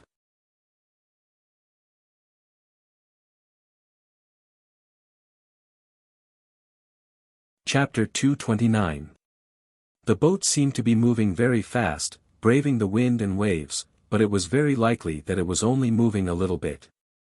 The direction of the wind on the river often changed, and the direction of the water in the river was very likely to change as well. Xiao Xian had not noticed this before. When he was in the tribe, he could only see the shallow water near the shore, where it was not obvious. He could only see the horizontal changes of the river. After setting out, he focused on controlling the boat and identifying the direction, so he did not pay attention to the changes of the river's direction. Now that he observed carefully, he found that the vertical direction of the river also changed. So sometimes, the boat seemed to be moving, but in fact, it was just maintaining its position. This was only Xiao Xian's guess, and he could not confirm it now. However, Xiao Xian wondered if there was another relatively stable passage in other parts of the river. Where did the giant mountain eagles that went to the Eagle Mountain pass through? In order to avoid forgetting, Xiao Xian wrote down this question in his animal skin roll. Maybe he would encounter it in the future. Especially the Hui tribe. The tribe's boat had been moving in the direction Xiao Xian pointed out. At first, some people were not used to it, and even became seasick. Xiao Xian had already prepared for this. He and the shaman had researched medicine for seasickness. It worked, but it was limited. Many people were holed up in the cabin, and the energetic people were also restricted from moving. At most, they could only come out to look at the scenery outside, and watch the big fish with stripes and thorny dorsal fins downstream. Life on the river was very boring and stressful. No one could sleep well. Sometimes, as soon as they closed their eyes, the boat would shake a few times, and the sleepiness would be scared away. The fear brought by the river to the Yanjiao tribesmen was still there. In order to make sure that they reached the destination before the river level dropped, they traveled day and night, and the warriors took turns to go to the river. As the days passed, the energetic people became as listless as the seasick people. Many people were obviously thinner. The amount of water and food on the ship was also decreasing. Those who didn't work could only get a small amount of food to meet their minimum needs. The rest of the food was given to the soldiers who worked. No one had any complaints about this. The few ferocious beasts that had been successfully engraved on the ship didn't dare to wander around at all. They would be thrown into the river to feed the fishes. Every day, they could only look enviously at the Cha-Cha that could fly around in the sky and catch fish. When Cha-Cha flew down from the sky and looked at the sky with fear, Xiao Xian informed them in advance that there was no wind around them, so Ao asked everyone to paddle with all their might. When they finally got out of the dangerous area, they looked back and found that the wooden planks thrown behind them were instantly smashed into pieces. The river water seemed to have evaporated and turned into a mist. Ao and the others had the same feeling as Xiao Xian. They gasped and couldn't calm down for a long time. "This river is indeed dangerous," Ao said. Ta and Gigu looked at each other and saw the fear in each other's eyes. They nodded and agreed with Ao's words. At first, they only knew that Xiao Xian had a hard time crossing the river. There were many difficulties, but they didn't have any idea. But when they experienced it themselves, they knew how dangerous it was. If they were careless, they would be buried at the bottom of the river. After experiencing it themselves, Xiao Xian became more and more important in the hearts of the people in the tribe. It could be said that without Xiao Xian, even if the tribe built a big ship, it would be impossible to cross the river safely. "Are we almost there?" Ta looked ahead. It was still a boundless river. "It's still far away, but I think we can make it," Xiao Xian said. This year, the rainy season came early and ended early, leaving more time for the tribe. Even if the tribe's ships couldn't match the speed of Xiao Xian's last time, they could still make it. Life on the river continued. In the fleet, everyone's excitement at the beginning had already calmed down. The children on the ship either ate or slept. When they woke up, they gathered together to chat because they couldn't move freely. A long eagle cry came from the sky. The ears of the several ferocious beasts on the ship stood up and their eyes lit up. Ao and the others didn't quite understand what Cha-Cha meant. They all looked at Xiao Xian. Xiao Xian grabbed the eagle's claw and flew to the sky. When he came down, he said to the others, "We're here. We can see the river bank." Ao was overjoyed. The two team leaders also shouted excitedly. After shouting, they immediately turned back to the cabin. "Team leaders, what are they doing?" Xiao Xian was confused. Not only the two team leaders, but also Kiki and the others ran into the cabin. "Didn't we say that the drumming tribe is over there?" "Ta and the others are dressing up," Ao said and also went into the cabin. Xiao Xian was speechless. The so-called dressing up, it couldn't be what he thought it was, right? The ships were also communicating with each other. Almost every ship was experiencing the same thing. The silent cabins were bustling with noise and excitement. When Xiao Xian saw the shaman coming out of the cabin, the corners of his eyes twitched. When did the old man wear those bone ornaments on his head? He also wore a necklace made of animal teeth on his neck. The cloak was not the one he wore when he first came on the ship. At first glance, he knew it was a new leather cloak that had been carefully taken care of. Looking at the leaders, team leaders, and other totem warriors, Xiao Xian felt like a group of forest raccos were running towards them with their big feet. Bang bang bang bang, they smacked their lips and ran towards them with smoke and dust. Maybe the people of the Yanjiao tribe thought that this day was a very important day. Moreover, didn't the shaman and the chief say that they had to leave a good impression on the first tribe they saw and the first partner they cooperated with? Therefore, Xiao Xian saw that everyone was dressed up like they were on the day of the ceremony. They were wearing animal skins, horns, bone ornaments, and masks. Looking around, they were all like this on every ship. Except for looking a little thinner than usual, they were all full of energy. They had gotten rid of the fatigue from the previous voyage. Xiao Xian covered his face with his hands and shook his head with a smile.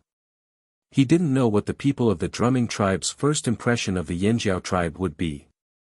In the drumming tribe, the people of the drumming tribe, who had no idea about the arrival of the Yanjiao tribe, were not in a good mood. Since they got the news, everyone was in a bad mood and prepared for war earlier than usual.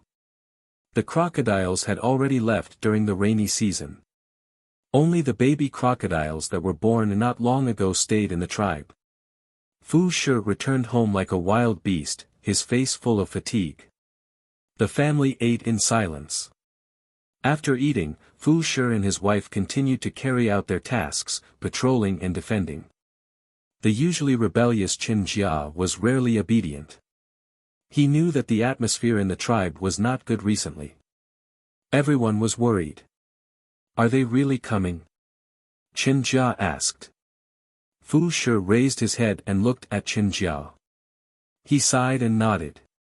At the end of the rainy season, they went to the Pu tribe to trade. They exchanged for more tools and better stones in preparation for the Water Moon Festival. It was at that time that the Pu tribe brought them a piece of news. Last year, a tribe in the central region discovered an important medicinal effect of the Water Moon Stone. Therefore, the Water Moon Stone became very popular in the central region. A piece of the same size Water Moon Stone could be exchanged for 2 to 3 times more things than before. The big tribes in the central region would not blatantly come to find trouble with the remote tribes. However, other tribes were not so sure. For example, 2 years ago, the drumming tribe came to probe. It was said that because the drumming tribe failed that time, this time, they were likely to join forces with other tribes to snatch the Water Moon Stone. The drumming tribe alone was enough for the drumming tribe. If there were other tribes, it would be even more difficult. Moreover, since they heard that the drumming tribe would be found trouble, the Luo tribe and other tribes that were relatively close began to avoid the drumming tribe. If the drumming tribe wanted to ask them for help, it would be impossible. Everyone avoided them, for fear of getting into trouble. As for the Pu tribe, they only provided some information and clues. It was impossible for them to get involved in such trouble. Therefore, the chief of the drumming tribe, Fan Mu, was very worried. Since the day he received the news, he could not sleep well. He could only ask the people in the tribe to prepare as many tools and weapons as possible. This year may be the most difficult year for the drumming tribe. Fan Mu said. The shaman of the drumming tribe sat next to him. He looked worried, as did the others around him. The Water Moon Stone became more precious. This was a good thing, but also a bad thing. The good thing was that the drumming tribe could use the Water Moon Stone to exchange for more things. The bad thing was that they did not know if they could keep these Water Moon Stones. Why are we afraid of them? If they want to come, we'll kill them all. A warrior's eyes were cold. In his tawny eyes, the vertical pupils looked colder and sharper. However, he was hot-tempered. Yes. We'll kill them all. Just like before. We're not afraid. Several younger people could not help shouting. Shut up. The chief Fan Mu scolded. There were many people who were not afraid of death, but it did not mean that they were not worried. It could be foreseen that this time, if the drumming tribe really joined forces with others to attack the drumming tribe, what would happen to the drumming tribe? Let's go and find some people. A middle-aged warrior next to him said. Fan Mu shook his head. There were only a few days left. No one near them was willing to get involved. They were not familiar with those far away. Even if they could persuade others to help, they might invite a wolf into the house. Fan Mu did not trust them. The room suddenly became quiet. Only several young people were breathing heavily. They were angry because the drumming tribe repeatedly came to rob the water moon stones. They were also angry that the surrounding tribes did not help. If only Xiao Xian's tribe was here. A man suddenly whispered. When Xiao Xian left, he said that the Yinjiao tribe and the drumming tribe would have friendly exchanges. If the Yinjiao tribe was here, they would help. But where are we going to find the people of the Flaming Horns tribe? Xiao Xian did not say where their tribe was. The room became quiet again. At this time, a whistle came from the river bank. What's going on? Someone is attacking so soon. No, it's not like someone is attacking. It's more like, not long after, a patrolling warrior rushed in, panting. He ran too fast and did not stop, so he was caught by Fan Mu and forced to stop. The man's face was red, either because he was running or because he was too excited. What's going on? Fan Mu asked. When the warrior was about to speak, Fan Mu heard a long and loud eagle cry. It was very familiar. You're tuning into the Han Li's Wuxia Chronicles YouTube channel. We're so grateful for your support, and don't forget to subscribe to join us on this incredible journey through captivating stories. Your generosity through donations truly makes a world of difference, as it's the primary source of revenue that allows me to expand and enhance this channel for you. Thank you from the bottom of my heart for being a part of this adventure.